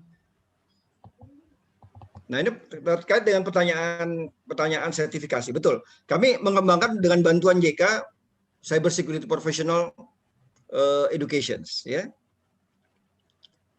Ini yang kami ingin lakukan adalah karena dari hasil pantauan secara standar Indonesia ini ketinggalan kalau dari sisi Global Cyber Security Index, Indonesia sangat lemah menurut penilaian lembaga internasional dari sisi edukasi. Tidak ada struktur edukasi yang secara khusus diarahkan untuk pengembangan profesional cyber security experts. Dan saya meyakinkan Pak Basuki bahwa kita perlu ini, ya. Dan saya mengusulkan Kominfo bersama UI bekerja sama untuk mendirikan ini. Pada waktu itu belum dipindahkan ke BSSN. Dan akhirnya alhamdulillah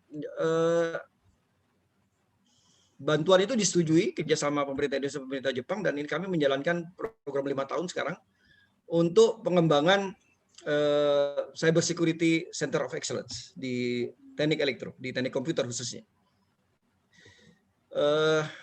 Apa yang kami lakukan selain melakukan cyber security trainings untuk leaders, kami menyiapkan cyber security training to leaders karena pengalaman kami selama 5 tahun menyelenggarakan S2 ini, secara teknis middle management ke bawah mereka siap, tapi leaders seringkali belum bisa memahami pentingnya cyber security, sehingga perlu ada terobosan untuk bisa mendidik para leaders ini. Tentunya bukan teknis ini, kalau udah ke leaders masuknya kalau ke manajemen resiko dan lain-lain. Ya. Salah satu terobosan yang kami lakukan ya adalah dengan melakukan ini dia. Kami melakukan sertifikasi.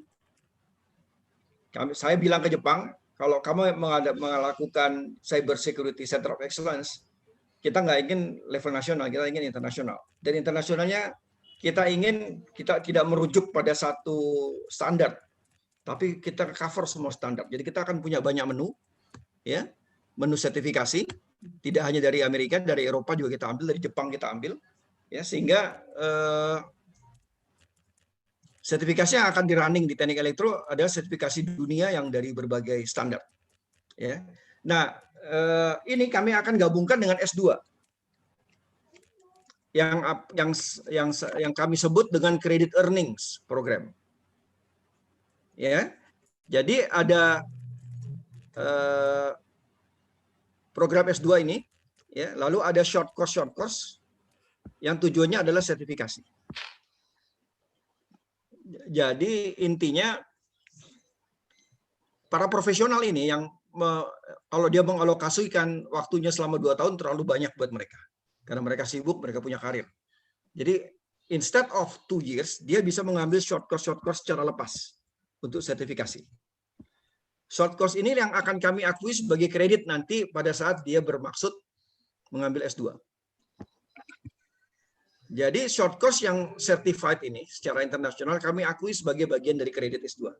Sehingga kalau sejumlah 6 atau 8 certification misalnya, kita anggap mereka sudah menjalani year 1 dari S2.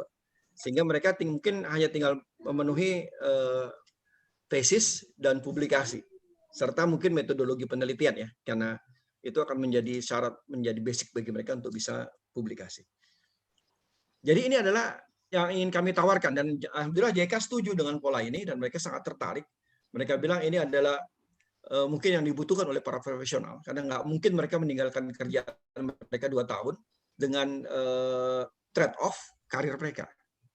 Tapi kalau short course yang sebulan, 2 pekan itu mungkin mereka masih mau dengan jadi mungkin ini bukan program 2 tahun, bisa jadi program 5 tahun. 5 tahun, karena kenapa 5 tahun harus dibatasi? Karena sertifikasi ini juga ada ininya, ada expire-nya. Ya. Semua sertifikat internasional ya, Prof? Internasional, semuanya internasional. Setelah mendapat 5-6 sertifikat, itu bisa ditransfer kreditnya ke kurikulum S2 kita, yang sedang kita persiapkan. Tapi syukurnya kita aktif diskusi, dan saya pikir ini, saya bicara dengan rektor pada waktu itu, rektor sangat senang kalau ini bisa terjadi, karena rektor yang sekarang dia sangat ingin kita melakukan terobosan-terobosan terkait dengan inovasi pembelajaran. Dan ini saya masukkan ke salah satu inovasi pembelajaran untuk lifelong learning bagi profesional.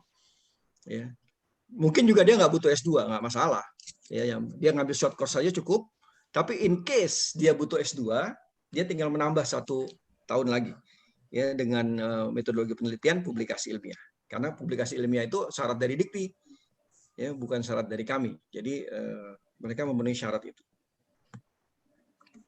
Minimal 6 sertifikat untuk. Ya, sekitar itulah, ya, sekitar itu.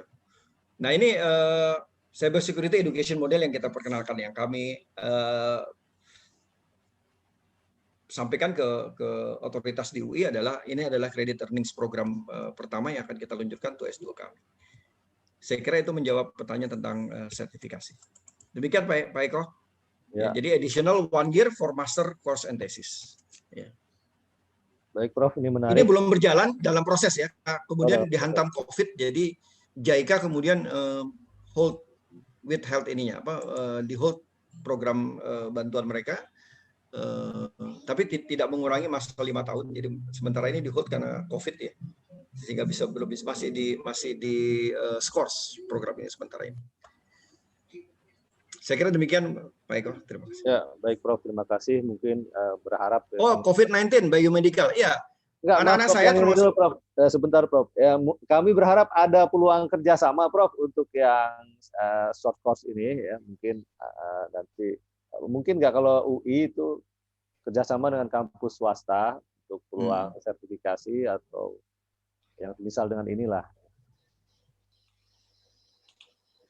Atau nanti saja mungkin lebih bisa nanti kita bicarakan Pak Eko, bisa insya Allah. Pada intinya kan UI ingin membantu semua ya. Saya termasuk orang yang kalau publikasi sebenarnya inginnya kayak Pak Eko kemarin kan publikasi harus UI afiliasinya. Ya. Saya orang yang sebenarnya ingin membebaskan mahasiswa itu berafiliasi dengan universitas asalnya. Karena itu tidak merugikan UI hemat saya. Ya, tapi aturan di UI belum memungkinkan. Ya, jadi saya kira UI nggak bisa berpikir tentang UI sendiri di level ini ya. UI harus berpikir secara nasional untuk Indonesia sebenarnya. Karena namanya kita bawa nama Indonesia sih. UI itu kan untuk Indonesia sebenarnya. Tapi belum berhasil nih. Saya masih berjuang. Udahlah kalau S3 ada mahasiswa dari universitas lain publikasi masuk Q1, jangan diklaim hanya single affiliation untuk UI saja karena tidak ada ruginya kalau UI bisa menarik universitas lain juga ke level yang lebih baik menurut saya. Demikian Pak Eko. Ya, terima kasih Prof. Ya Prof, untuk pertanyaan yang berikutnya dari Prof yang COVID-19 Prof. Nah, yang COVID-19 ya sangat besar peluangnya terutama di biomedical engineering. Salah satu mahasiswa S3 yang selevel dengan Pak Eko ini, Pak Hendrana, dia sangat ingin sebenarnya COVID-19 itu bisa diteliti dengan deep learning. Ya. Cuman masalah di Indonesia, Pak Eko juga tahu adalah ketersediaan big datanya ya Pak Eko ya. Ya, ketersediaan data yang masih sangat protektif dari Kementerian Kesehatan terhadap data pasien. Saya belum tahu bagaimana, tapi saya kira kita perlu terobosan supaya big data analytics ini bisa digunakan juga untuk kepentingan kesehatan lebih jauh dan banyak sekali yang bisa dibantu dengan deep learning ini sebenarnya. Tapi karena kita masih treatment datanya masih sedikit salah kaprah hemat saya, sehingga ya ketika kita minta data terhadap penyakit pasien yang untuk kita analisis datanya itu masih belum berhasil. Mudah-mudahan nanti kita bisa menerobos regulasi yang sangat rigid ini dengan menanamkan pemahaman kepada para dokter dan kepada Kementerian Kesehatan utamanya untuk tidak terlalu protektif terhadap data selama dia tidak membawa nama pasien kan ya, tidak membuka penyakit pasien itu ke umum, tapi kita mengumpulkan data dari sekian ribu pasien untuk kita analisis datanya sehingga kita bisa dengan menggunakan data analytics dengan deep learning kita bisa tahu nih COVID bisa lebih tepat dari sekedar rapid test misalnya yang akurasinya hanya 30%, mungkin bisa 90% lebih ya Pak Eko ya. Insya Allah. Data itu bisa kita ini. Dan UMB untung nih punya Pak Eko yang udah sangat pakar di deep learning untuk bisa mendeteksi itu sebenarnya. Sekian Pak Eko. Baik Prof, terima kasih Prof. Kita masih ada waktu ya, mungkin sekitar 6 menit atau lebih. Tadi ada yang menyalakan mic ya, Pak Harlan. Ini yang ditulisan di chatting belum ada lagi ini, belum ada pertanyaan lagi. Tapi yang menyalakan mic ini ada Pak Harlan dan Pak Bambang masih. Pak Harlan matikan mic ya, nggak jadi nanya. Pak Bambang Setiawan. Pak Bambang nyalain karena mati tadi.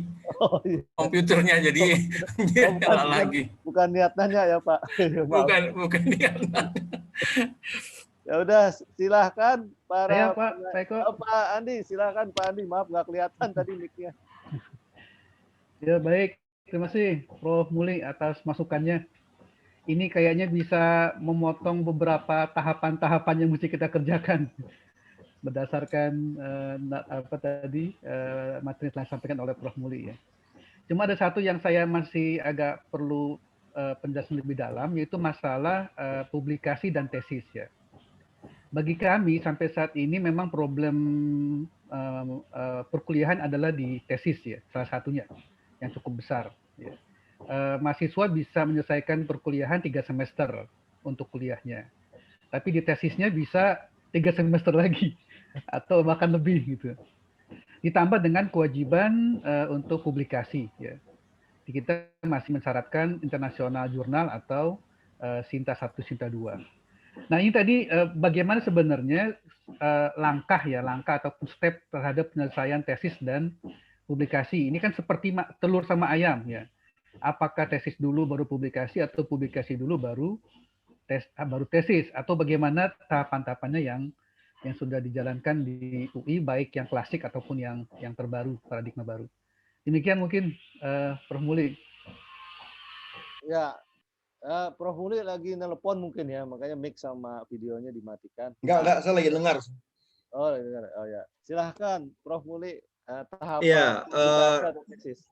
Beda-beda strateginya ya, Prof. Andi ya. Kalau kami di Teknik Komputer prioritasnya adalah publikasi. Karena publikasi itu ada faktor eksternal yang beyond our control gitu ya. Kalau tesis itu internal semua faktornya. Jadi masih dalam within our control. Jadi saya selalu bilang ke anak-anak saya, Anda publikasi dulu baru nulis tesis. Karena kalau publikasi sudah, biasanya tesis mudah karena tesis itu adalah konten publikasinya sebenarnya. Jadi kalau secara internasional dia sudah diterima di konferensi atau di jurnal yang bereputasi, mestinya itu adalah sebuah riset yang bagus. Nah, setelah itu dia tinggal menulis dalam bahasa Indonesia. Jadi bahkan anak-anak kami itu sejak di semester 2 mereka sudah di metodologi penelitian, mereka sudah diminta untuk membuat draft tesis, draft publikasi dengan dibimbing oleh dosen metodologi penelitian. Jadi metodologi penelitian mereka luarannya adalah draft publikasi. Jadi memang metode penelitian itu menentukan sih menurut saya. Kami kebetulan metode penelitian yang ngajar Prof. Benyamin Sumaputro ya, profesor senior yang pengalaman publikasi juga banyak, sehingga anak-anak itu insya Allah banyak terbantu ya dengan bimbingan Prof. Ben. Dan sampai Prof. Ben juga sudah minta mereka berhubungan dengan calon supervisornya. Jadi sekarang ini di tempat di saya misalnya, saya sudah dihubungi oleh sekitar 3 orang anak S2 yang masih di semester 2 untuk mulai menajamkan topik riset mereka. Jadi sambil kuliah mereka sudah mulai masuk ke penelitian. Sehingga kalau Prof. Andi tadi lihat, laporan kami Kominfo 95% S2 kami tepat waktu yang dibiayai oleh Kominfo. 1-2 biasanya karena sakit, tugas, dan lain-lainnya. Dan itu kami ingin jaga dengan mempercepat persiapan mereka untuk publikasi sedini mungkin, karena publikasi itu di luar kontrol kita. Demikian Prof. Andi. Terima kasih Prof. Baik Bapak Ibu, masih ada waktu, silahkan ya, mumpung kita punya kesempatan ini.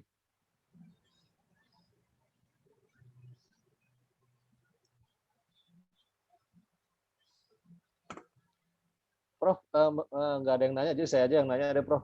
Jadi ini masalah pendanaan ya Prof ya. Publikasi itu kalau yang gratisan gitu, kalau bahasa gampangnya, itu lama Prof nunggunya. Jadi kalau dia harus nunggu sampai accepted atau sampai first decision itu kan lama, kasihan mahasiswa. Mungkin ada jalan tengahnya kalau ada masalah pendanaan. Biasanya di UI seperti apa Prof? Ya, Pak Eko kan ngalamin ya kalau di UI. Mohon maaf ya, saya nggak ngalami masalah dengan pendanaan karena masing-masing publikasi itu ada grade-nya di UI kan. Ya. Ada Q3, Q2, Q1, sehingga justru saya menjadi pusing kalau itu nggak terpakai gitu. Jadi ada dananya nggak bisa dipakai. Orang lain mau ada publikasinya nggak ada dananya gitu. Seringkali kita mengalami dananya ada, gimana supaya mendorong publikasi itu terjadi. Dan mahasiswa S3 saya merasakan bahwa dengan adanya bantuan proofreading, professional proofreading itu banyak juga anak-anak kita yang bisa tembus IEEE Access dan lain-lain, yang menurut saya itu leverage yang cukup bagus buat Universitas Indonesia. Nah, untuk kalau yang dananya tidak ada, memang alternatifnya yang gratis atau yang tidak terlalu mahal, Pak Eko. Yang di Q3, Q4 saya kira masih banyak yang tidak terlalu mahal ya, yang sekitar $300-400. Mudah-mudahan Mercu Buana bisa mengalokasikan dana buat penelitian karena paling tidak inilah dengan outcomes yang jelas lah. Kalau di Q3 berapa, Q4 berapa gitu.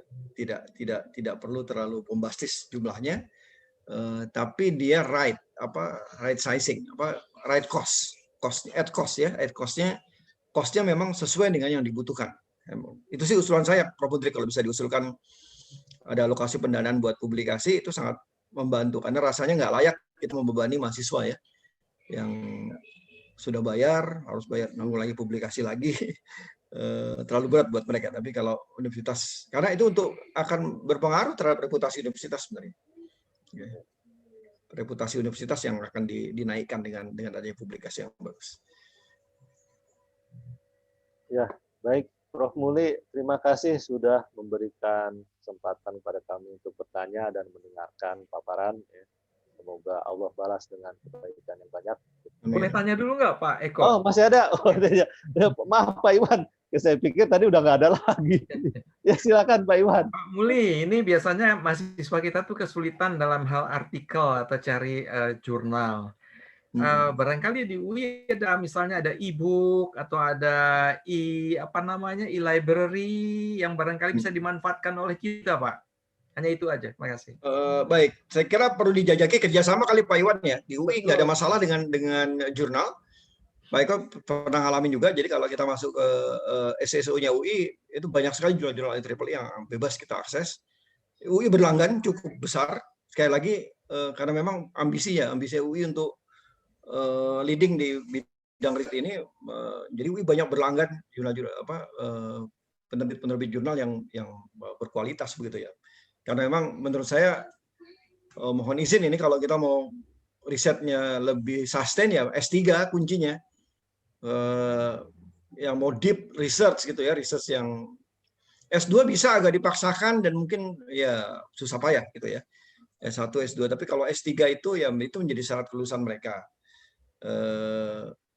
Saya barusan ngecek karena diundang Prof. Andi ini, saya barusan ngecek di Elektro UI Pak Iwan sampai saat ini ada 69 orang S3 di tempat kami. 69 orang S3 dan di Fakultas Teknik itu ada sekitar 200 sekian S3. Jadi kalau kita bermimpi tentang research university memang backbone-nya adalah S3 dan saya kira kalau kita backbone-nya S3 sudah pantas kita berlangganan jurnal-jurnal yang berkualitas. Nah, bagaimana itu bisa diakses oleh teman-teman dari Mercu Buana misalnya mungkin bisa dijajaki kerjasama dengan pihak UI ya, mungkin dijajaki saja kerjasama terutama mungkin untuk akses e-library kami. Terima Ya, kasih. secara khusus, Pak secara Andi fokus tuh. akses e-library. Mungkin pesan buat Pak Andi supaya bisa kerja sama dengan UI, Pak. Siap Pak Iwan. Coba dijajaki nanti Pak Iwan. Walaupun kayaknya memang kayak UMB kan memang berlangganan IEEE, tapi memang minim sekali, sangat minim. Ya. Hanya beberapa transaction dan itu pun akhirnya sulit untuk mendapatkan yang dicari malah nggak ketemu ya. Karena memang dananya cukup besar. Ditambah dengan ketika pas dicek di library di pustakaan kampus juga ternyata dengan IEEE yang minim itu utility-nya kecil gitu dianggap oleh kampus. Sehingga pendanaannya masih tarik ulur akhirnya. Tapi coba nanti kita jajaki. Terima kasih Pak Iwan dan Pak Budi. Ya, baik Bapak-bapak, Ibu-ibu, terima kasih sudah hadir dan mendengarkan. Ini dari mic tidak ada yang nyala ya, kecuali saya dan Prof. Muli. Terus di chatting juga sudah tidak ada lagi yang bertanya. Ya, kita tutup nanti mungkin diskusi berikutnya di kesempatan berikutnya dengan Prof. Muli ya. Terima kasih Prof. Muli sudah luangkan. Ya, sama-sama. Saya tutup dengan kata penutup ya Pak Andi ya. Saya tutup aja ya Pak Andi. Pak Jupri mana? Pak Jupri ada masukan tambahan ntar. Pak Jupri. Ya, ditutup ya Pak Jupri. Biasanya ada. Ya sudah Prof. Ada tambahan informasi Pak Jupri? Iya Prof. Pak Eko, ini untuk yang belum absen daftar hadir, mohon untuk mengisi daftar hadir. Linknya sudah saya share di chat. Jadi masukan dari Bapak dan Ibu sangat berarti untuk kemajuan nanti di masa yang akan datang. Itu saja, Pak Julfi. Ya, Eko ya. Ya, jadi mohon nih linknya sudah ditulis nih, link daftar hadir, kemudian diminta masukannya atau pendapat atau ide ya untuk MTE Mercubuana. Baik, Bapak Ibu, terima kasih pada semuanya. Kita tutup acara ini. Baca Alhamdulillah. Assalamualaikum warahmatullahi wabarakatuh. Waalaikumsalam warahmatullahi wabarakatuh. Ya, pamit ya Bapak Ibu sekalian. Terima kasih Pak Andi, Pak Patrick, Pak Iwan, Pak Bambang, semuanya teman-teman. Pamit. Assalamualaikum warahmatullahi wabarakatuh. Waalaikumsalam. Terima kasih, Prof. Ya, gimana Pak Andi? Masih ada yang mau didiskusikan atau sudah selesai? Mic-nya nyalain, Pak. Mic. Pak Jupri biasanya ada sertifikat belum ya? Iya, sertifikatnya kok nggak dikasih. Tadi maksudnya nanya itu. Ya, Pak, apa-apa. Udah anggap aja nih sertifikat ini deh, pelatihan kurikulum. Enggak, buat Prof Muli maksudnya. Oh, Prof Muli. Oh iya, Prof. Profesor buat Prof Muli, bukan buat nanti mungkin Pak Eko yang cerahkan. Eko bertanggung jawab. Baik Pak, segera Pak. Iya. Bapak Ibu tadi hadir saya lihat sampai 55 orang lebih kurang. Ada ya dosen alhamdulillah, dosen-dosen MTE, dosen S1, dosen S2. Ada alumni-alumni ya, yang hadir juga. Ada Bu Yuliza mahasiswa yang tesis. Ada. Ada Bu Yuliza. Ya Pak. Terus juga ada mahasiswa tesis juga banyak. Budian apa kabar tuh ya? Ada Bu Dian. Ayo Bu Dian, kameranya Bu Dian. Dosen ini curug. Ya, ada beberapa dosen lain juga, ada dari Forte. Intinya ini terima kasih banyak atas kehadirannya. Dan menurut saya paparan Prof Muli ini sangat membantu kita. Ya, Pak Jupri, ada beberapa langkah-langkah yang bisa kepotong gitu ya. Ya, survei, kemudian juga nama-nama yang menarik, eye-catching, marketable ya di tengah masyarakat, termasuk juga mungkin nanti tahapan-tahapan perkuliahan, basic engineering, kemudian yang sifatnya manajemen dan keilmuan ya, sains, pengembangan keilmuan, dan ujungnya adalah tesis dan publikasi. Tampaknya memang 4 itu tahapannya, baik S1, S2 saya pikir sama, basic engineering, kemudian untuk S2 memang manajemennya masih menarik ya. Unsur manajerialnya memang perlu tetap ada, jangan ditinggalkan, jangan dihilangkan, karena itu sangat menarik sekali. Yang ketiga memang perlu ada tetap pengembangan keilmuan ya. Ini tetap sebagai concern fokus kita, karena memang level 8 ya KKNI ini untuk master. Dan tadi yang cukup terakhir yang perlu kita pertimbangkan nanti lebih jauh, masalah publikasi dan tesis ya. Kita publikasi belum SKS, tetapi include di tesis ya. Dan memang menurut saya memang perlu digenjot lagi tentang publikasi ini. Tadi kan ada telur ayam ya, kita pakai tesis dulu baru publikasi ya. Nyata lebih mudah publikasi dulu baru tesis gitu ya. Ya, tapi tetap yang perlu dipantau lebih lanjut. Mungkin ada yang lain Pak, tambahan-tambahan? Prof Andi, saya sudah taruh file itu tadi, yang presentasi tadi sudah saya taruh di grup MTE. Kalau ada yang mau lihat silahkan. Oke, berapa file Pak Eko? Satu ya. Yang itu nggak ada, yang file satunya lagi itu yang cyber security itu nggak ditaruh, nggak dikasih. Pak Iwan masih ada. Pak Iwan. Pak, ya nanti saya upload nanti. Ya, nanti tolong Pak Iwan ya. Ya. Pak Iwan tadi menarik sekali itu. Ini jadi pertimbangan benar Pak. Digital ekonomi. Digital ekonomi ya Pak. Ya, karena apakah nanti arahan dari Presiden Pak? Iya. Itu makanya sangat menariknya, pertama arahan Presiden, kedua ditampilkan oleh Pak Iwan. Ada aja Pak Andi. Nanti memang kita akan akan fokus ke apa bentuknya ya. Apakah mungkin tahap pertama mata kuliah atau memang peminatan ya. Menarik, sangat menarik sekali. Tadi kan kata Prof Muli memang ada unsur bisnis, ada unsur manajerial. Ini yang memang marketable di situ ya. Itu ya. Pak Andi, maaf. Gimana? Iya, silakan Pak Eko. Jadi yang tadi diusulkan Pak Andi, Prof Muli itu yang cyber security. Jadi kumpulan sertifikat dikemas dalam dalam kurikulum S2. Jadi kalau ada profesional yang mau ngambil sertifikat doang, nggak usah berkorban 2 tahun gitu. Kalau misalkan kita dapat sertifikat internasional, kerjasama dengan BNSP aja, sertifikat nasional.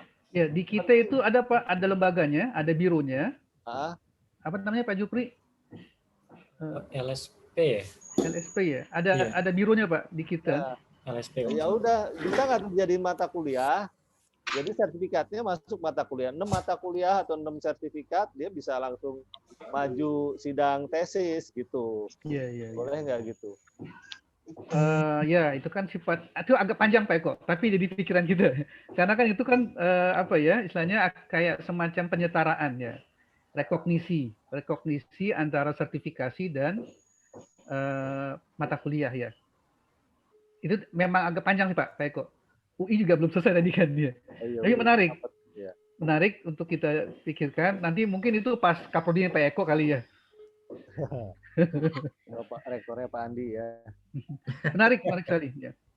Nah, tadi kembali ke digital ekonomi, ini perlu kita jajaki apakah tadi itu peminatan ya ataupun mata kuliah. Ya. Ini nanti mungkin agak panjang pembahasannya, tapi sangat menarik, marketable, bahasanya juga enak, terus sesuai dengan arahan dari Presiden Republik Indonesia. Bapak-bapak tadi ada berapa menanyakan masalah sertifikat. Sertifikat ya. Nah, kayaknya untuk acara ini mohon maaf sekali tidak ada sertifikat gitu. Karena nanti agak bingung menulis kata sertifikatnya gitu. Karena ini kan memang acaranya adalah rapat tinjauan kurikulum. Jadi memang sifatnya rapat gitu.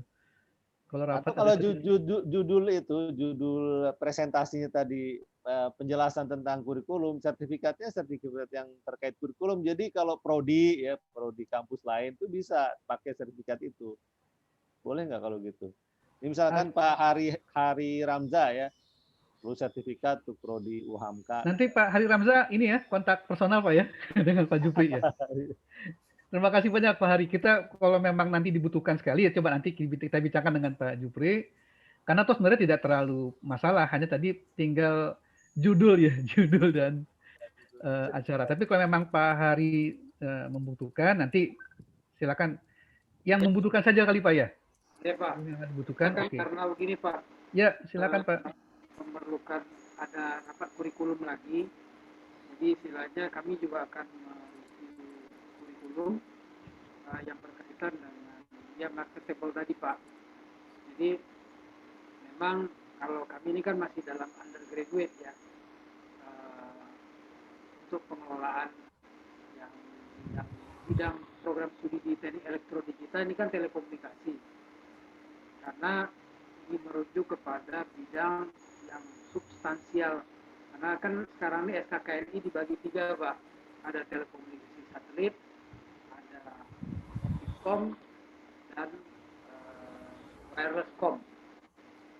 Jadi ingin mengembangkan program studi teknik elektro yang lebih substansial. Nah, perlunya adalah artinya ya ini menjadi satu input bagi kami. Di kantor apa di kurikulum Pak. Nah itu maksud saya. Jadi ya mungkin kita boleh sharing session juga dengan Warna UNB, kira-kira apa ya program studi yang bagaimana yang lebih marketable, karena sekarang ini sudah dikaitkan dengan SKKNI, dengan ya harus berdasarkan OBI juga. Itu jadi saya sedikit agak ini lagi lebih complicated jadi. Ya, saya terima kasih kami diundang untuk mengenai hal ini.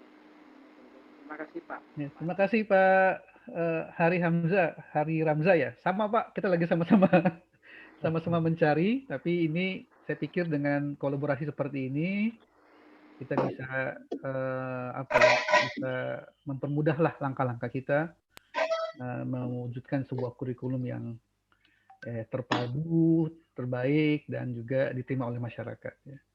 Nanti mungkin terbatas Pak ya, tentang sertifikat ke Pak Jupri mungkin ya, kerelaan Pak Jupri untuk nanti mempersiapkan. Ya Pak, tadi saya minta chat private ke Pak Hari Ramza untuk minta kontak emailnya. Oke. Mungkin cukup ya Bapak Ibu. Terima kasih sekali lagi semuanya kehadirannya, Pak Iwan, Pak Bambang, Pak Hamzah tadi ada ya.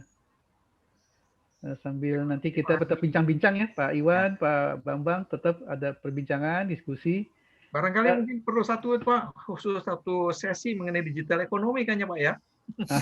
Oh iya, terima kasih Pak Iwan tuh udah naruh file sama linknya ya di grup MTE ya. Oke. Ya. Oh iya, Pak Iwan. Nanti mungkin Pak Iwan bisa, kalau memang ini bisa ada narasumber kita bincangkan Pak. Iya. Setelah ini akan ada langkah lagi, Bapak-Bapak Ibu dosen MTE khususnya, yaitu temu alumni dan temu user. Ya Pak Jupri ya, mungkin ya. Iya Pak. Temu alumni, temu user. Setelah itu baru nanti kita bincang lagi ke dosen semua saja, dosen saja, untuk minta tanggapan masing-masing setelah mendapatkan tadi berbagai macam hal, untuk menjadi bahan masukan tim ya. Timnya nanti juga tim yang sederhana. Menyiapkan draftnya secara umum. Sekali lagi terima kasih Pak Eko, Pak Jupri dan lain-lain semuanya atas terselenggaranya acara kita pada hari ini. Lanjutan berikutnya kita akan undang lagi sebagaimana kegiatan pada pagi hari ini. Terima kasih semuanya. Terima kasih Prof. Terima kasih semuanya Pak Eko. Terima kasih. Salam.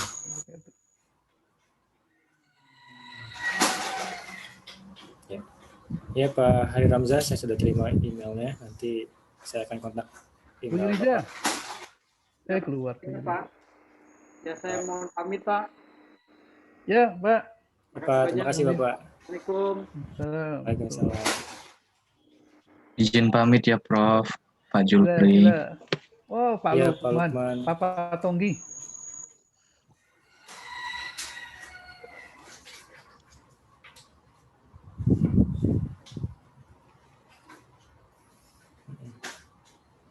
Pak Zendi.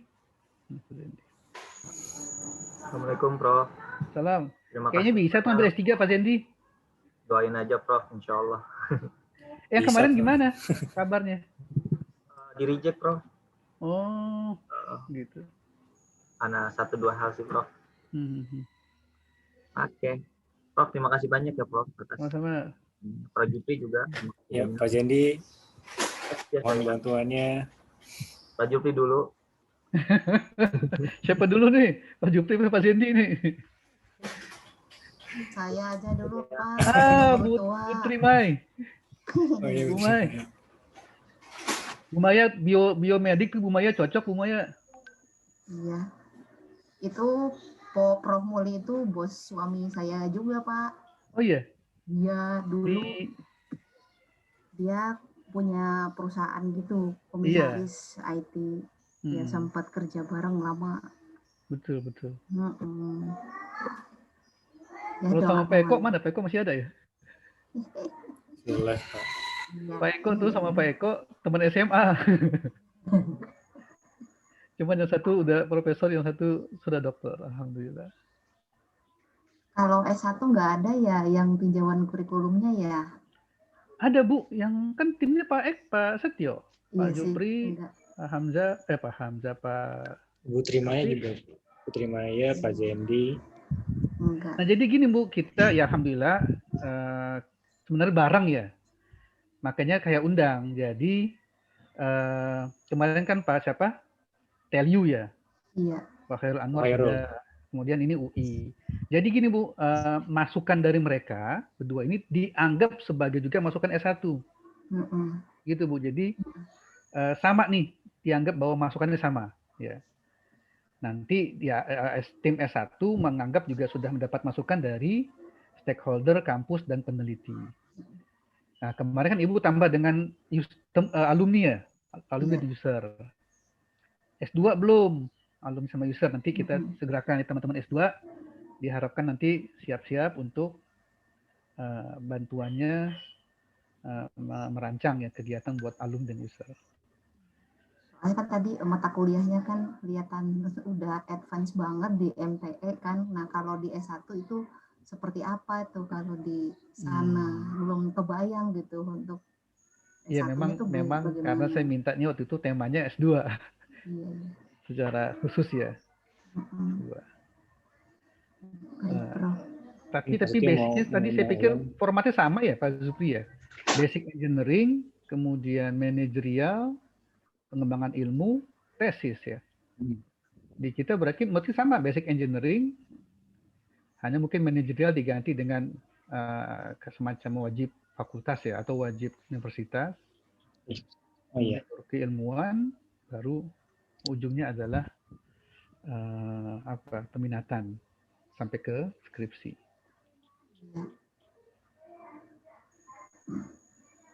Oke, kayaknya cukup Pak Jupri ya. Terima kasih banyak semuanya. Saya izin live dulu. Terima kasih Prof. Terima kasih Ya, Jupri. terima kasih Prof. Pak Zendi. Pak Zendi masih ada nggak ya? Jupri. Iya, Pak Zendi saya masih baca-baca Pak Zendi. Jadi mohon bersabar. Nggak apa-apa Pak. Kita santai-santai saja dulu. Ya, Pak Zendi. Ya, jadi sertifikat tidak ada ya nih ya? Mau ada, kalau mau ntar di Japri aja Pak Zendi. Siap. Oke, terima kasih banyak Pak Jupri. Mohon izin live ya. Ya, Assalamualaikum. Terima kasih semuanya, mohon izin ini saya close atau saya leave all untuk meetingnya. Assalamualaikum warahmatullahi wabarakatuh.